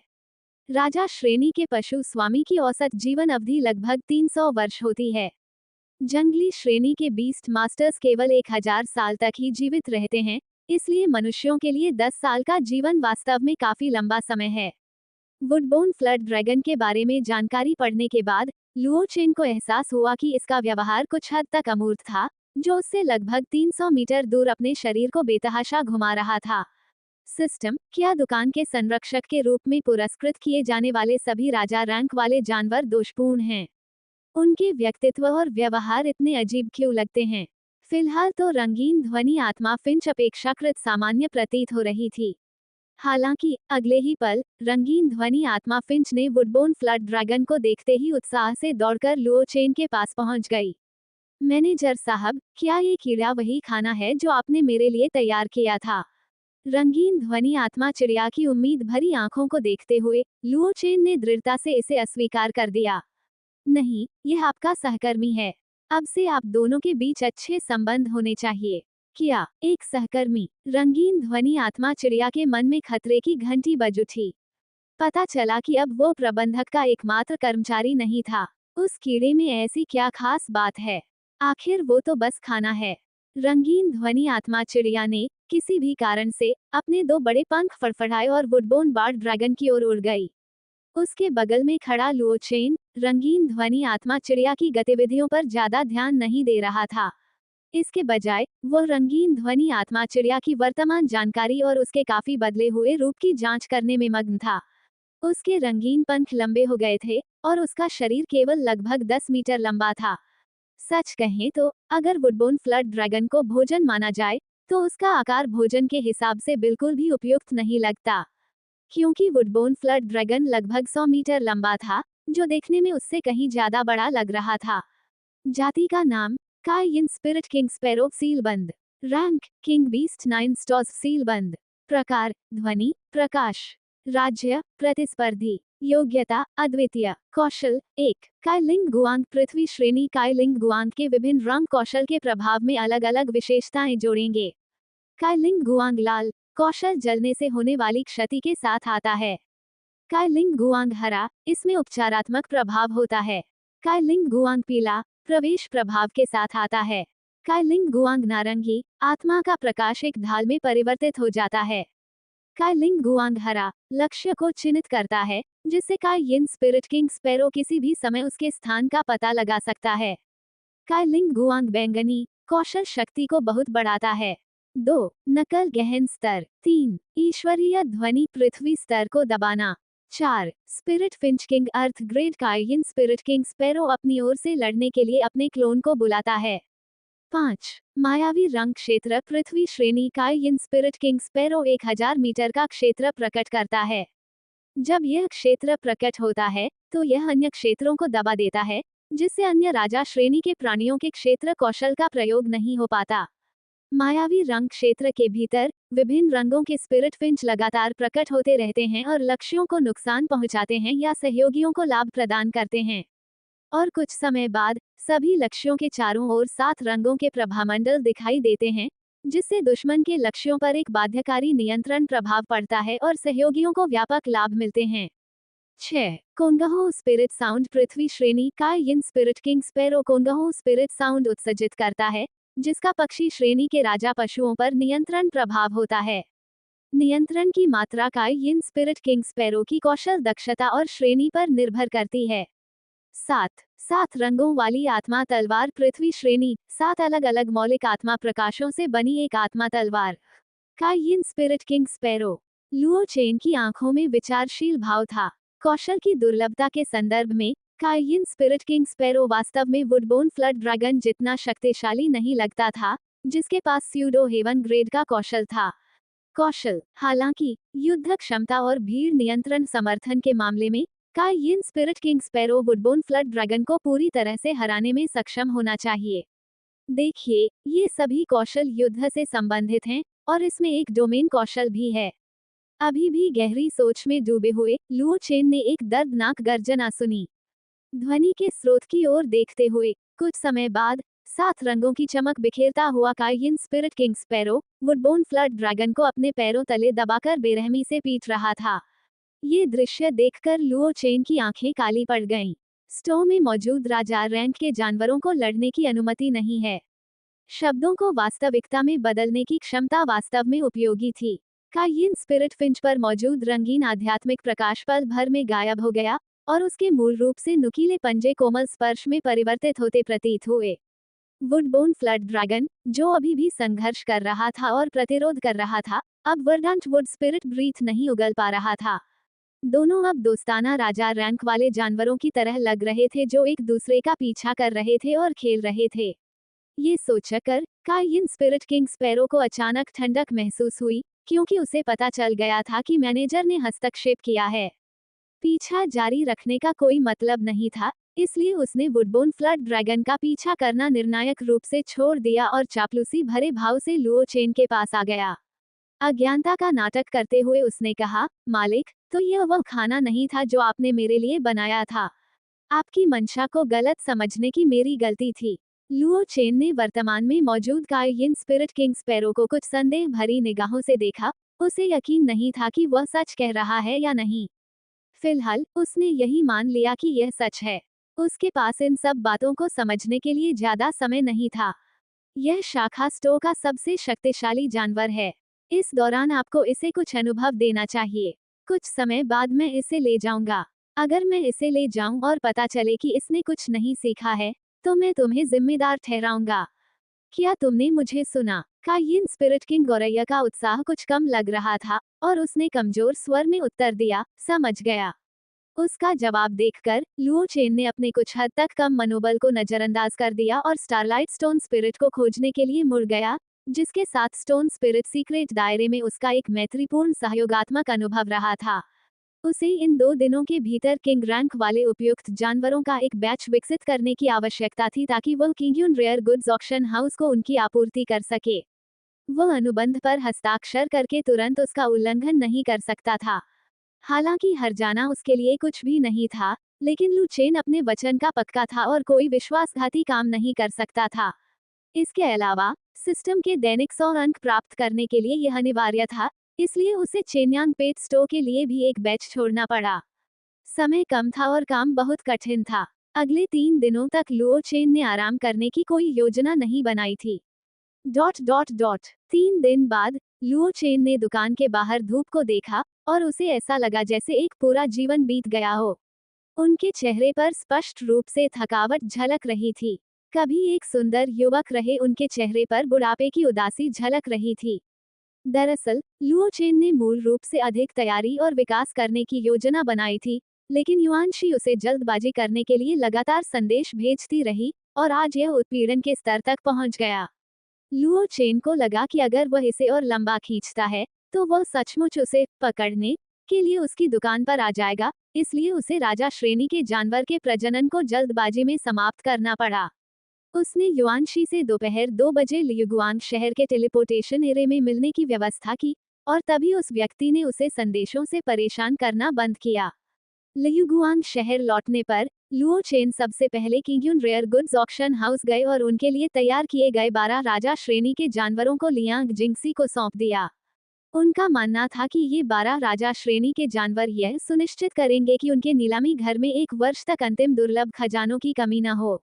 इसके अलावा इन राजा श्रेणी के जानवरों के पास पृथ्वी श्रेणी के कौशल थे, और हालांकि कुछ के पास डोमेन कौशल नहीं थे, फिर भी उन्हें लियुगुआंग शहर में निश्चित रूप से दुर्लभ खजाने माना जाता था। मिस लियांग, विभिन्न दुर्लभ या विशेष संसाधनों को इकट्ठा करने पर अधिक ध्यान दें, और कुछ विशेष राजा श्रेणी के जानवरों के लिए आप प्रत्येक प्रकार के कुछ संसाधन एकत्र कर सकती हैं। जाने से पहले लुओ चेन ने लियांग जिंगसी को यही आखिरी निर्देश दिया था। लियांग जिंगसी ने स्वाभाविक रूप से इन राजा श्रेणी के जानवरों को देखा और मुस्कुराते हुए सहमति जताई। हालांकि उसने लुओ चेन के प्रतियोगिता से हटने के बारे में सुना था, लेकिन उसने समझदारी से इसके बारे में पूछताछ न करने का विकल्प चुना, क्योंकि अगर उसे पता भी चल जाए तो इससे क्या फायदा होगा। इससे उनके सहयोग में कोई लाभ नहीं होगा और शायद इससे वह व्यक्ति घृणा महसूस करने लगे, जो एक व्यर्थ प्रयास होगा। लुओ चेन ने अपने लंच ब्रेक का फायदा उठाते हुए लुओ यांग और बान मो से मुलाकात की। उन्होंने उन्हें आगामी प्रतियोगिताओं में अपना सर्वश्रेष्ठ प्रदर्शन करने के लिए प्रोत्साहित किया और फिर अगले महीने होने वाली अपर सिटी प्रतियोगिता में दोबारा मिलने की बात कही। लुओ चेन को इसमें कोई संदेह नहीं था कि वे दोनों ऊपरी शहर की प्रतियोगिता में सफलतापूर्वक आगे बढ़ेंगे। यह उन दोनों पर भरोसा नहीं था, बल्कि उस राजा रैंक वाले जानवर पर भरोसा था जिसे उसने विकसित किया था। क्या तुम्हारे 1000 कष्टों वाले पशु ने अपना पहला कष्ट पार कर लिया है? भोजन के दौरान लुओ चेन को 1000 विपत्तियों वाले जानवर की याद आई और उसने अनायासी बानमो से इसके बारे में पूछ लिया। लुओ चेन के इस कथन को सुनकर बानमो का चेहरा थोड़ा अजीब हो गया। उसने 1000 विपत्तियों वाले राक्षस को बुलाया। बॉस, मुझे नहीं पता कि इसने अपनी पहली परीक्षा पार कर ली है या नहीं। 1000 विपत्तियों वाले उस राक्षस का रूप रंग जन्म के समय से बहुत बदल गया था। न केवल उसके बाल चमकदार और चिकने हो गए थे, बल्कि उसके शरीर में मांसपेशियां भी बढ़ गई थीं। अब वह सुस्त और मुरझाया हुआ नहीं लग रहा था, मानो किसी भी क्षण मर जाएगा। ये स्पष्ट था कि बान मो ने उसकी बहुत अच्छी देखभाल की थी। जाति 1000 विपत्ति पशु शावक। रैंक भयंकर जानवर 7 सितारे। प्रकार रहस्यमय प्रकार। स्थिति आराम से। योग्यता उत्कृष्ट। कौशल 1 1000 विपत्ति शरीर पृथ्वी श्रेणी। 2. दुर्बलता का कष्ट गहन श्रेणी 1000 कष्टों का दानव इस कौशल का उपयोग किसी लक्ष्य पर करता है जिससे लक्ष्य कमजोर अवस्था में चला जाता है, शारीरिक गुण आधे हो जाते हैं। 3. स्मृति का कष्ट कोई श्रेणी नहीं, 1000 कष्टों से ग्रस्त प्राणी लगातार अपनी स्मृति खोता रहेगा, यहाँ तक कि अपनी जैविक प्रवृत्तियों को भी भूल जाएगा। इस कष्ट को पार करने के बाद उसे नए कौशल प्राप्त होंगे। विकास पथ अभी तक अनलॉक नहीं हुआ है। इसकी विकास दर भी धीमी नहीं थी, केवल 4-5 दिनों में ही यह फेयर्स बीस्ट रैंक में 4 स्टार बढ़ गया। शायद सावधानी पूर्वक देखभाल के अलावा किंग रैंक बीस्ट की नस्लीय क्षमता भी इसका सबसे महत्वपूर्ण कारण थी। लुओ चेन ने धीरे धीरे अपनी हथेली से उस छोटे जीव के सिर को सहलाया, साथ ही बान मो को 1000 विपत्ति वाले राक्षस की वर्तमान स्थिति के बारे में भी बताया। चिंता मत करो, इस नन्हे जीव ने कमजोरी की पहली परीक्षा सफलतापूर्वक पार कर ली है। अब ये स्मृति की दूसरी परीक्षा में है, जिसका अर्थ है कि यह हाल ही में कई चीजें लगातार भूलता रहेगा। अंततः ये खाने की अपनी जैविक प्रवृत्ति को भी भूल सकता है, इसलिए आपको हर समय इसकी स्थिति पर ध्यान देना होगा। मेरा मानना है कि सावधानीपूर्वक पालन पोषण से इसे इस संकट से सफलतापूर्वक पार कराने में कोई बड़ी समस्या नहीं होनी चाहिए। उस नन्हे जीव को अपना हाथ चकमा देते देख ऐसा लगा मानो वो उसे पहले ही भूल चुका हो। लुओ चेन ने शरारती अंदाज में उस छोटे से जीव को अपने हाथ में पकड़ा और उसके सिर को जोर से रगड़ा। बानमो भय से कांपते हुए ये सब देख रहा था, लेकिन लुओ चेन की हरकतों को रोकने की हिम्मत नहीं कर पा रहा था। वह केवल चिंता से देखता रहा क्योंकि लुओ चेन की बाहों में मौजूद 1000 विपत्तियों वाला राक्षस दयनीय यंग यंग यंग की आवाजें निकाल रहा था। बानमो ने घबरा कर कहा, बॉस, क्या हुआ? बानमो को बोलने में हिचकिचाते देख लुओ चेन ने उलझन में पूछा। कुछ नहीं, इसके खाने का समय हो गया है। बानमो ने कमजोर स्वर में लुओ चेन की बाहों में मौजूद 1000 विपत्ति वाले जानवर की ओर इशारा किया, जिसके बाल बिखरे हुए थे। लुओ चेन ने मन ही मन मुस्कुराया और उस छोटे से जीव को जाने देने का फैसला किया, उसे बानमो को लौटा दिया। बानमो ने उसके उलझे हुए फर को साफ किया और फिर उसे अपने राजा रैंक वाले जानवर के स्थान पर वापस बुला लिया। देर हो रही है, मैं अब जा रहा हूँ। भाई, मैं लियुगुआंग शहर में चैंपियनशिप जरूर जीतूंगा और आपको शर्मिंदा नहीं करूंगा। अच्छा, मैं जिंगचेंग में तुम्हारा इंतजार करूंगा। अगर कोई नहीं आ पाया, तो ये मत कहना कि राजा रैंक वाले जानवर मैंने पाले थे। लुओ यांग और बानमो ने भारी मन से सिर हिलाया, उनकी आंखों में दृढ़ निश्चय झलक रहा था। लियुगुआंग शहर का टेलीपोर्टेशन केंद्र हमेशा की तरह चहल पहल से भरा हुआ था, जिसमें विभिन्न प्रकार के सवारी प्रकार के जानवर आपस में मिल रहे थे। आसपास का शोर लगातार उसके कानों में गूंज रहा था और सड़क के दोनों ओर आलीशान दुकानें थीं, जो मानवीय गतिविधियों का एक जीवंत चित्र प्रस्तुत कर रही थीं। सबसे बड़े केंद्रीय चौक में असंख्य टेलीपोर्टेशन सरणियां समय समय पर तेज रोशनी से जगमगा उठती थीं, जो बीस्ट मास्टर्स की अंतहीन धारा का स्वागत या विदा करती थीं। लुओ चेन अपने एज और स्मोक फ्लोइंग क्लाउड क्रेन द्वारा निर्मित सफेद बादल रथ में बैठा था और धीरे धीरे अपने आसपास का जायजा ले रहा था जब तक कि उसे एक उपयुक्त पार्किंग स्थल नहीं मिल गया।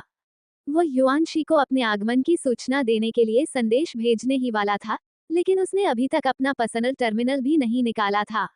मैंने टिकट खरीद लिए हैं, चलो जल्दी चलते हैं। लुओ चेन ने युआनशी की ओर देखा, जो अचानक उसके बगल में प्रकट हो गया था। अपनी वर्तमान राजा रंक 9 सितारा साधना के बावजूद उसे युआनशी के आने का आभास नहीं हुआ था। वाइल्ड रैंक के बीच का अंतर बीस्ट मास्टर और किंग रैंक बीस्ट मास्टर का रैंक किंग रैंक और स्पिरिट रैंक के बीच के अंतर से भी कहीं अधिक होना चाहिए। बीस्ट मास्टर लुओ चेन युआनशी के बगल में नीचे उतरा और उसे अपना नीला धुआं उगलने वाला बादल सारस याद आया। उसने युआनशी को धन्यवाद देते हुए कहा, धन्यवाद एल्डर युआन। कुछ देर रुकने के बाद भी लुओ चेन को लगा कि उन्हें एल्डर युआन कहकर संबोधित करना अधिक उचित होगा, लेकिन युआनशी ने बार बार हाथ हिलाते हुए कहा, इसका जिक्र मत करो। तुम्हारा रुतबा अब वैसा नहीं रहा जैसा पहले था। अगर तुम मुझे बुजुर्ग कहोगे, तो मुझे अफसोस है कि मैं इसे बर्दाश्त नहीं कर पाऊंगा। बस मुझे मेरे नाम से पुकारो। लुओ चेन ने कोई जिद नहीं की, बस चुपचाप सिर हिला दिया। लेकिन बूढ़े आदमी जैसे दिखने वाले युआनशी के सामने उन्हें उनके नाम से पुकारना अजीब लग रहा था। हालांकि फिर उसे अपने भावी शिक्षक की याद आई, जिसका चेहरा इतना युवा था और जो उसे लिटिल शी कहकर पुकारता था, और तब ये बात उसे उतनी अजीब नहीं लगी। युआन शी ने कुछ पल के लिए लुओ चेन को घूर कर देखा, फिर आश्चर्य से कहा, सिर्फ 2 दिनों में तुम किंग रैंक 9 स्टार तक कैसे पहुंच गए? लुओ चेन चौंक गया, उसे उम्मीद नहीं थी कि युआन शी उसकी वर्तमान साधना को इतनी स्पष्ट रूप से समझ लेगा। वो कुछ समझाने ही वाला था। युआन शी ने लुओ चेन के अनकहे शब्दों को रोकने के लिए हाथ उठाया और कहा, तुम गुरु के शिष्य हो, तुम्हें दूसरों को कुछ भी समझाने की जरूरत नहीं है। मैं बस अचानक आए एक विचार को व्यक्त कर रहा था, बस ऐसा दिखावा करो कि तुमने कुछ सुना ही नहीं। चलो चलते हैं। लुओ चेन ने अपने शब्दों को वापस ले लिया, क्योंकि उसे राजधानी पहुंचने से पहले ही अपने कंजूस मालिक द्वारा लाई गई सुविधा का अनुभव होने की उम्मीद नहीं थी। जैसे ही वे दोनों चलने लगे, आकाश में सूर्य अचानक मंद पड़ गया। फिर आकाश से एक रंगीन प्रकाश ने उन्हें घेर लिया और एक हल्की चमकती हुई गेंद हवा में लटक गई। गोले के बगल में लुओ चेन ने काफी संख्या में जानवरों को उसकी रक्षा करते हुए देखा। एज और मून, ये चीजें वाकई सामने आ गई हैं। लुओ चेन के बगल में बैठी युआनशी ने कुछ चिंता के साथ बात की। क्या का योए गुप्त क्षेत्र वही रहस्यमय क्षेत्र है जहां असामान्य गतिविधियां होती हैं, जिसका जिक्र उसके कंजूस शिक्षक ने किया था? एल्डर युआन, अभी क्या स्थिति है? क्या जानवर शहर पर हमला कर रहे हैं? लुओ चेन ने पूछे बिना नहीं रह सका। युआन शी ने सिर हिलाया, अब वह लुओ चेन के संबोधन के तरीके पर ध्यान नहीं दे रहा था, बल्कि कुछ चिंता के साथ आकाश में नीले चंद्रमा की ओर देख रहा था। जी हाँ, का युए गुप्त क्षेत्र लियुगुआंग शहर द्वारा संरक्षित 3 उच्चतम श्रेणी के गुप्त क्षेत्रों में से एक है। कुछ दिन पहले किसी अज्ञात कारण से जानवर अचानक इकट्ठा होने लगे। ये किसी भी गुप्त लोक में अभूतपूर्व है, और मुझे डर है कि इस बार कोई बड़ी घटना सामने आ सकती है। लुओ चेन ने अपनी सत्य दृष्टि का उपयोग करके नीले चंद्रमा के पास मौजूद एक जानवर को देखा। चमकीले लाल फर से ढका उसका शरीर सबसे पहले लुओ चेन का ध्यान आकर्षित किया। जाति लाल चंद्रमा चक्रम जानवर। रैंक जंगली जानवर 5 सितारे। प्रकार प्रकाश चंद्रमा मार्शल। राज्य तिरस्कार। योग्यता उत्तम। कौशल 1। चक्रम पृथ्वी स्तर लाल चंद्रमा चक्रम दानव के पास चक्रम साथी के रूप में होते हैं। चक्रम उसके शरीर के अंग की तरह होते हैं और बहुत कम ऊर्जा खपत के साथ नियंत्रित किए जा सकते हैं। वर्तमान में उसके पास 12 चक्रम हैं। 2। Blood moon body earth tier red moon चक्रम बीस्ट अपने कौशल की शक्ति को बढ़ाने या अपनी चोटों को ठीक करने के लिए आसपास के वातावरण से लगातार महत्वपूर्ण ऊर्जा को अवशोषित कर सकता है। 3। लाल चंद्रमा क्षेत्र पृथ्वी स्तर लाल चंद्रमा चक्रम दानव आकाश में एक लाल चंद्रमा का आह्वान करता है। इस क्षेत्र में लाल चांदनी लगातार लक्ष्य की आत्मा को क्षीण करती है, जिससे लक्ष्य का मन भ्रम, चिड़चिड़ापन और रक्त पिपासा से ग्रस्त हो जाता है। लाल चंद्रमा चक्रम दानव को स्वयं 6 अतिरिक्त चक्रम प्राप्त हो जाते हैं। 4। रिंग ब्लेड कॉम्बो पृथ्वी स्तर रेड मून चक्रम बीस्ट अपने चारों ओर मौजूद चक्रमों को नियंत्रित करके लक्ष्य पर लगातार प्रहार करता है। पहले चक्रम से शुरू होकर बाद के ब्लेडों की आक्रमण शक्ति लगातार 1/10वें हिस्से से बढ़ती जाएगी। 5। विस्मयकारी रक्त धुंध पृथ्वी स्तर लाल चंद्रमा चक्रम दानव अपनी जीवन शक्ति का उपभोग करके आसपास के वातावरण में रक्त धुंध उत्पन्न करता है। ये रक्त धुंध लक्ष्य के भौतिक शरीर को नष्ट कर देती है, जिससे उसमें घाव हो जाते हैं और रक्तस्राव होने लगता है। 6। युद्ध की अंतर्ज्ञान क्षमता गहन स्तर रेड मून चक्रम 20 तेजी से युद्ध की अवस्था में प्रवेश करता है। इस अवस्था में यह अधिक शीघ्रता से यह निर्धारित कर सकता है कि उसे आगे क्या करना चाहिए। 7। लाल चंद्रमा का आशीर्वाद पृथ्वी स्तर लाल चंद्रमा चक्रम दानव को एक विशेष आशीर्वाद प्राप्त है। जब ये लाल चंद्रमा के उद्गम से जुड़ पाता है, तो इसकी पुनर्प्राप्ति क्षमता और युद्ध शक्ति में काफी वृद्धि होती है। 8। Red moon blade profound tier red moon चक्रम बीस्ट अपने पंजों को घुमाकर अर्धचंद्राकार ब्लेड ऊर्जा हमले करता है। नियम स्वर्ग और पृथ्वी पृथ्वी स्तर। विकास पथ अभी तक अनलॉक नहीं हुआ है। जंगली जानवर क्या गुप्त लोकों के जंगली जानवरों को अभी तक पृथ्वी तारे पर प्रकट होने की अनुमति नहीं है। इसके बाद लुओ चेन ने अपने आसपास मौजूद अन्य जानवरों को एक एक करके देखा। नीले चंद्रमा का जुगनू दानव, नीले चंद्रमा का ज्वार दानव, बैंगनी चंद्रमा का आत्मा दानव दानव, पीले चंद्रमा का स्वर्ण कवच दानव। बिना किसी अपवाद के वे सभी जंगली श्रेणी के जीव थे। भले ही उनकी श्रेणी रेड मून चक्रम बीस्ट जितनी ऊंची ना हो, वे सभी जंगली जीव 3 से 5 श्रेणी के थे। लुओ चेन ने चुपचाप गिनती की, वे लगभग 17 थे। एल्डर युआन, अब जब पृथ्वी तारे पर इतने सारे जंगली जानवर एक साथ प्रकट हो रहे हैं, तो उन्हें जो कीमत चुकानी पड़ी होगी वह कम नहीं होगी, है ना? युआन शी ने आकाश में लटकते रंगीन चंद्रमा की ओर इशारा किया। देखा, किंवदंती के अनुसार यह एक तारा राक्षस का शव है। ऐसा लगता है कि उन्होंने पृथ्वी तारा पर प्रकट होने के इस अवसर के बदले एक शव का आदान प्रदान किया होगा। एक तारा दानव का शव। लुओ चेन की आंखों में एक तीखी चमक दिखाई दी और उसने ध्यान से रंगीन चांद को देखा। दरअसल उसने अंदर एक राक्षस की आकृति देखी, लेकिन वह पूरी तरह से निर्जीव प्रतीत हो रही थी। जैसे ही लुओ चेन और अधिक देखना चाहता था, अचानक लुओ चेन को अपने भीतर से आध्यात्मिक प्रकाश का एक तीव्र विस्फोट महसूस हुआ। लुओ चेन की दृष्टि धुंधली हो गई और उसकी आंखों से खून के आंसू बहने लगे। हिस, लुओ चेन दर्द से कराहते हुए अपने हाथों से अपनी आंखें ढकने से खुद को रोक नहीं पाया। आकाश में स्थिति को चिंतापूर्वक देख रहे युआनशी ने शोर सुना और लुओ चेन की ओर देखा।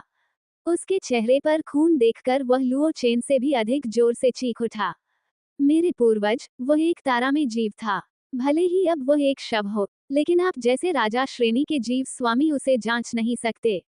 ये कहते हुए उसने अपने कमरे में टटोलते हुए कुछ बोतलें और जार निकाले और उनकी सामग्री को लुओ चेन की पलकों पर मल दिया। ये ठंडा और ताजगी भरा लगा और लुओ चेन को तुरंत बहुत बेहतर महसूस हुआ। धन्यवाद एल्डर युआन। आपकी आंखों को ठीक होने में शायद एक सप्ताह का समय लगेगा। इस दौरान आप अपनी सत्य की आंख वाली क्षमता का उपयोग नहीं कर पाएंगे। युआन शी ने धैर्यपूर्वक निर्देश दिए, उनके चेहरे पर राहत के भाव झलक रहे थे। शुक्र है, नुकसान इतना गंभीर नहीं था कि उसे ठीक न किया जा सके, वरना वह शिक्षक का सामना कैसे कर पाते। बच्चे का जन्म अभी हुआ भी नहीं था कि वह घायल हो गया। हालांकि यह सीधे तौर पर उसकी गलती नहीं थी, लेकिन उस व्यक्ति की जिम्मेदारी उसे सौंपी गई थी, इसलिए उसकी भी कुछ जिम्मेदारी बनती थी। लुओ चेन को भी थोड़ी शर्मिंदगी महसूस हुई। मैंने आपको परेशान किया है, एल्डर युआन। हम अभी नहीं जा सकते। मेरा अनुमान है कि लियुगुआंग शहर के आसपास का इलाका काय युए गुप्त क्षेत्र के राक्षसों द्वारा पूरी तरह से घेर लिया गया है। उसने हरे रंग का राजदंड निकाला और उसे लुओ चेन को सौंप दिया।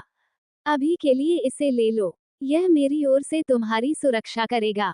लुओ चेन इस समय देख नहीं पा रहा था, लेकिन उसकी आत्मा उसके शरीर से बाहर निकलकर वर्तमान स्थिति को समझ सकती थी। उन्होंने कुछ झिझक के साथ राजदंड स्वीकार किया। केवल 40 सेंटीमीटर लंबा राजदंड देखने में नाजुक और सुंदर लग रहा था। सबसे ऊपरी भाग में एक शानदार रत्न जड़ा हुआ था, जो इसे कला का एक उत्कृष्ट नमूना बनाता था। लुओ चेन को ये बात अजीब लगी कि यह वस्तु उसकी सुरक्षा कैसे कर सकती है। लेकिन बहुत ही जल्दी राजदंड धारण किए हुए उनके दाहिने हाथ के माध्यम से जीवन की एक लहर उन तक पहुंच गई। ये वास्तव में एक जीवित राजदंड था।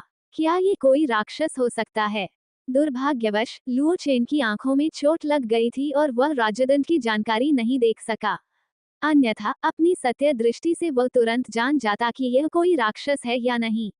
इस समय वाइल्ड रैंक लियुगुआंग शहर के भीतर से भी बीस्ट मास्टर्स बाहर निकले और शहर की दीवारों और सुरक्षात्मक ऊर्जा ढाल के पार जंगली रैंक के जानवरों का सामना किया। लुओ चेन की आध्यात्मिक शक्ति इतनी दूर तक नहीं पहुंच सकती थी, इसलिए वह केवल लिटिल फरबॉल को बुलाकर उसकी आंखों के माध्यम से वर्तमान स्थिति का अवलोकन कर सकता था।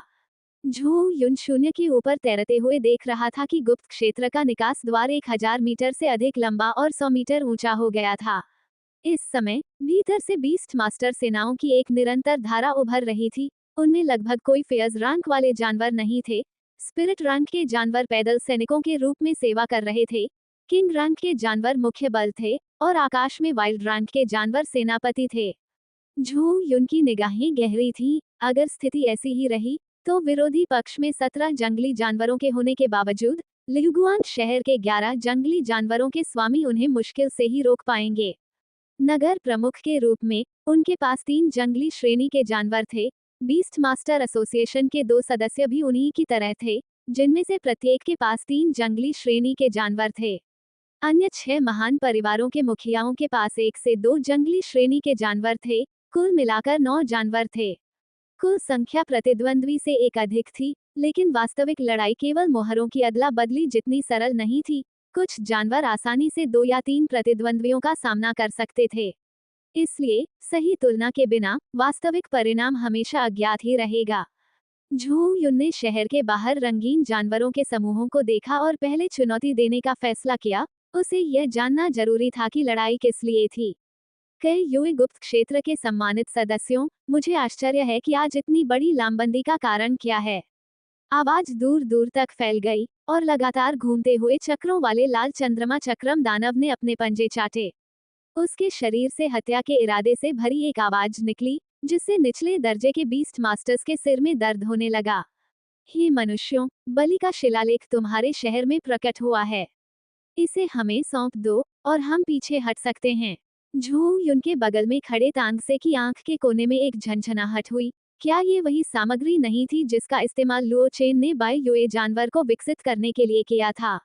हालांकि इसका विकास मायावी दुनिया में हुआ था, ये कभी वास्तविक दुनिया में प्रकट नहीं हुआ था, तो ये जानवर इसे कैसे महसूस कर सकते थे? शायद उन्हें केवल बलि संबंधी शिलालेख की ही नहीं, बल्कि बलि संबंधी मंत्र की भी आवश्यकता थी। दूसरी ओर, झू युन ने कभी भी बलिदान संबंधी शिलालेख के बारे में नहीं सुना था, लेकिन अगर वह जानता भी होता, तो वह इसे आसानी से नहीं सौंपता। बलिदान का शिलालेख, मैंने इसके बारे में नहीं सुना। क्या ऐसा हो सकता है कि आपने गलत महसूस किया हो? लाल चंद्रमा चक्रम दानव ने अपने दांत दिखाए, जबकि सिर पर हरी शाखाओं वाला एक दानव जोर से बोला, अगर आप इसे हमें नहीं सौंपेंगे, तो हम खुद अंदर घुसकर इसे ढूंढ निकालेंगे। नीले रंग की आकृतियों और शरीर के चारों ओर पानी की छोटी छोटी धाराओं से घिरा एक राक्षस गूंज उठा। बिल्कुल सही, खोज करने के बाद ही पता चलेगा कि वो वहां है या नहीं। झू युन को लगभग हंसी के साथ साथ गुस्सा भी आया। क्या वे सचमुच सोचते थे कि लियुगुआंग शहर उनका घर है, कि वे यूं ही अंदर घुसकर तलाशी लेने लगे? मैं आप सभी को जल्द से जल्द पीछे हटने की सलाह देता हूँ। इस शहर पर हमला करना उतना आसान नहीं है जितना आप सोचते हैं। हो सकता है कि आपको अपने एक दो खूंखार सैनिकों को हमारे लिए पीछे छोड़ना पड़े। ये सब कहने के बावजूद झू युन को इस बात की भी जिज्ञासा थी कि शहर के बाहर सेना केवल इकट्ठा क्यों हो रही थी और वास्तव में हमला क्यों नहीं कर रही थी, मानो किसी चीज की प्रतीक्षा कर रही हो। रक्षा पक्ष होने के नाते लियुगुआंग शहर को कोई जल्दी नहीं थी। शहर की दीवारें पहले से ही बीस्ट मास्टर्स से भरी हुई थी, जिनमें से अधिकांश स्पिरिट रैंक के थे और कुछ किंग रैंक के थे। बीस्ट मास्टर्स को कनिष्ठ कमांडरों के रूप में बीच बीच में शामिल किया गया है। 1000 मीटर चौड़ी शहर की दीवार पर कई प्रकार के जानवर खड़े थे, जो अपने कमांडर के आदेशों की उत्सुकता से प्रतीक्षा कर रहे थे। हा, पहले मुझे ये देखने दो कि क्या इस शहर की दीवार की ढाल वाकई इतनी मोटी है। ब्लू मून टाइड बीस्ट एक बड़े मेढक जैसा दिखता था, लेकिन ये पूरी तरह से गहरे नीले रंग का था, जिसके शरीर के चारों ओर पानी की छोटी छोटी धाराएं घूम रही थीं। इस नजरिए से देखें तो यह उतना बदसूरत नहीं था। वास्तव में कभी कभी वातावरण और आसपास की सजावट बहुत महत्वपूर्ण होती है। उसने अपना मुंह खोला और अत्यधिक प्रभाव बल और संक्षारण क्षमता से भरपूर पानी का एक स्तंभ लियुगुआंग शहर के ऊपर मौजूद कुछ हद तक पारदर्शी ढाल से टकरा गया। अज्ञात पदार्थ से बनी ढाल पूरी तरह स्थिर रही और हमले को अवशोषित कर लिया। हालांकि पिछला हमला उसकी पूरी ताकत से नहीं किया गया था, लेकिन ब्लू मून टाइड बीस्ट ढाल की ताकत को समझता था। यह ऐसी चीज नहीं थी जिसे वह अपने वर्तमान स्तर पर तोड़ सके। तो एक हमले के बाद ब्लू मून टाइड बीस्ट वापस रैंक में चला गया और किसी चीज का इंतजार करता रहा। झू युन पूरी तरह से हैरान था और उसने अपने बगल में बैठे तांग से की ओर देखा। एल्डर तांग, आपकी राय में वे किस बात का इंतजार कर रहे हैं? चांद दिन ब दिन और भी ज्यादा चमकीला होता जा रहा है, तांगसे ने धीरे से आह भरी। बाहरी दुनिया से हमारा संपर्क धीरे धीरे कमजोर होता जा रहा है। यह एहसास कुछ ऐसा है जैसे। तांगसे की निगाहें झिलमिला उठी, मानो वह सटीक वर्णन की तलाश कर रही हो। ऐसा लगता है जैसे अर्थ स्टार पर स्थित लियुगुआंग शहर को किसी दूसरे लोक में खींच लिया जा रहा हो। झू युन ने दूर स्थित लियुगुआंग शहर के धुंधले होते सूरज की रोशनी और उत्तरोत्तर अलौकिक होते दृश्यों को देखा और इस बात से सहमत हुए कि तांगसे की बातें काफी हद तक सही थीं। इससे पहले कि वे कोई प्रतिक्रिया कर पाते, आकाश में रंगीन चंद्रमा अचानक बहुत अधिक चमकने लगा और धीरे धीरे इंद्रधनुषी रंगों से अपने शुद्ध सफेद रंग में परिवर्तित हो गया। उन कई जंगली श्रेणी के पशु नेताओं के केंद्र में एक शुद्ध सफेद रंग का पशु प्रकट हुआ, जिसके सिर पर एक सफेद चंद्रमा चक्र था। इसके सिर पर दो लंबे, बड़े सींग थे। इसका गोल सिर कुछ हद तक लोमड़ी या रकून बिल्ली जैसा दिखता था, और इसकी गर्दन और शरीर लंबे फर के नीचे छिपे हुए थे। विशेष रूप से इसकी पीठ पर पक्षी जैसे चौड़े पंख थे और इसकी पूंछ बहुत बड़ी थी। इस जानवर को देखकर पहली ही नजर में आलस का आभास होता था। हालांकि उसकी आंखों में कभी कभार दिखने वाली चमक से यह संकेत मिलता था कि उसमें काफी बुद्धिमत्ता थी। तांगसे ने अपनी अनूठी ब्रीड प्रतिभा का उपयोग करते हुए इस नए प्रकट हुए जानवर को देखा, और उसका चेहरा तेजी से गंभीर होता चला गया। जाति: शुद्ध चंद्रमा शाही दूत। रैंक: वाइल्ड रैंक पेट 9 स्टार। प्रकार: प्रकाश चांदनी। अवस्था: आलसी, असहज। योग्यता: उत्तम। कौशल: 1। शुद्ध चंद्रमा पृथ्वी स्तर। शुद्ध चंद्रमा शाही दूत का कर्तव्य चंद्रमा को शुद्ध करना है और वह चंद्रमा की अपनी शक्ति उधार ले सकता है। तारा रैंक। 2। शाही फरमान पृथ्वी स्तर। शुद्ध चंद्रमा शाही दूत एक शाही फरमान जारी करता है, जो अस्थायी रूप से चांदनी प्रकार से संबंधित प्राणियों के रैंक को बढ़ाता या घटाता है। 3। चंद्र नृत्य अनुष्ठान पृथ्वी स्तर। शुद्ध चंद्र शाही दूत चंद्र वंश का प्रिय पुत्र है।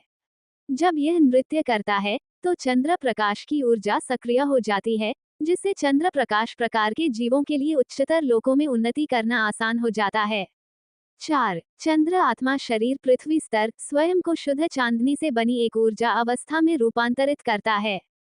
5। मानव जगत में उज्ज्वल चंद्रमा पृथ्वी स्तर। डोमेन कौशल: शुद्ध चंद्रमा का शाही दूत लक्षित क्षेत्र में एक चंद्रमा का आह्वान करता है, आंतरिक और बाह्य स्थानिक कौशलों के संबंध को बाधित करता है, और लक्षित क्षेत्र को वास्तविक दुनिया से बाहर खींच सकता है।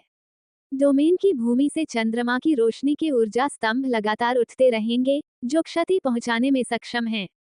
6। चंद्र रूपांतरण पृथ्वी स्तर। जब शुद्ध चंद्र शाही दूत जीवित होता है, तो वह आकाश में चंद्रमा में रूपांतरित हो सकता है और चंद्र कुल के सभी जीवों को आशीर्वाद प्रदान कर सकता है। मृत्यु के बाद वह सीधे आकाश में चंद्रमा में रूपांतरित हो जाता है और अपना सारा प्रकाश उत्सर्जित करने के बाद धीरे धीरे लुप्त हो जाता है। 7। Moon splendour profound tier. 8। Moon blade profound tier. 9। चंद्र दंड पृथ्वी स्तर। शुद्ध चंद्र शाही दूत चंद्र आत्मा की ओर से चंद्र दंड को अंजाम देता है। चंद्र वैभव की आकाश भेदी और पृथ्वी भेदी शक्ति लक्ष्य को पूरी तरह से भेद देगी। शुद्ध चंद्रमा के शाही दूत तांगसे ने एक नाम का उच्चारण किया। शुद्ध चंद्रमा के शाही दूत ने धीरे से अपना सिर हिलाया और तांगसे की ओर देखते हुए कहा, मनुष्य सचमुच घृणित हैं, तुम्हारे सामने किसी को भी निजता का कोई अधिकार नहीं है। उसने शून्य में कुछ हल्के कदम उठाए और बातचीत के लहजे में बात की। अगर आप मुझे बलिदान की शिला का पता बता दे, तो मैं आप सबको वापस जाने दूंगा। आपको पता है, ये ढाल मुझे रोक नहीं सकती। जैसे ही उसने बात की, उसका पंजा पहले से ही लियुगुआंग शहर के ऊपर मौजूद ढाल ऊर्जा झिल्ली पर दबा हुआ था। उसकी आंखें तांगसे की ओर देख रही थीं, जो स्पष्ट रूप से संकेत दे रही थी कि यदि वह सहमत नहीं हुआ, तो वह कार्रवाई करेगा। महामहिम को शायद गलतफहमी हुई होगी, बलिदान का शिलालेख लियुगुआंग शहर में कभी प्रकट नहीं हुआ है। चंद्रमा के सच्चे स्वामी की इंद्रियां कभी गलत नहीं होती। एक समय नगर में यज्ञ मंत्र गूंज रहा था। लगता है तुम मनुष्य ईमानदार नहीं हो। प्यो मून इंपीरियल एनवॉय की आंखें प्रकाश से चमक उठी, और जिस बिंदु पर उसका पंजा प्रकाश ढाल से टकराया, वहां से अत्यधिक चमक फूट पड़ी। झू उनका चेहरा गंभीर हो गया, और मैग्मा फ्लेम डेमन और फायर जेड वाइल्ड स्पिरिट एक साथ प्रकट हुए। मैग्मा ज्वाला दानव आकाश में बहुत ऊंचाई से कूदा और उसने अपने मुखों से शुद्ध चंद्रमा के शाही दूत की ओर जोरदार प्रहार किया। इसी बीच अग्नि तत्व से पुनर्तः निर्मित एक जीव, फायर जेड वाइल्ड स्पिरिट ने ज्वालाओं को नियंत्रित करके कई बड़े और छोटे अग्निगोले बनाए और बिना किसी भेदभाव के सामने के सभी लक्ष्यों पर हमला किया। शुद्ध चंद्रमा के शाही दूत ने अपना एक पंजा उठाया और सीधे मैग्मा ज्वाला दानव की मुट्ठियों से टकरा गया। यद्यपि दोनों के आकार में भारी अंतर था, फिर भी एक ही मौके से मैग्मा ज्वाला दानव हवा में उड़ गया। शुद्ध चंद्रमा के शाही दूत की स्थिति भी कुछ समय के लिए प्रभावित हुई, और उसके हाथ से निकलने वाली चमक कमजोर पड़ गई। झू उनका चेहरा गंभीर था, लेकिन उन्होंने व्यवस्थित ढंग से आदेश दिए। सभी जंगली रैंक वाले पशु स्वामी, मेरे साथ दुश्मन से मिलने चलें। मुख्य उद्देश्य उस शुद्ध चंद्रमा शाही दूत के काम में बाधा डालना है। शेष रक्षक सेना शहर के भीतर कौशल का प्रयोग करके शहर के बाहर मौजूद निम्न श्रेणी के राक्षसों को नष्ट कर देगी। ये कहने के बाद झू युन ने अपना दाहिना हाथ अपनी छाती पर रखा, फिर धीरे धीरे आग से चमकती हुई एक लंबी तलवार निकाली। उसके शरीर पर ज्वाला कवच की एक परत बन गई, और एक प्राचीन सेनापति की तरह वह अपनी तलवार लेकर आगे बढ़ा और जंगली श्रेणी के जानवरों में से एक के साथ युद्ध में संलग्न हो गया।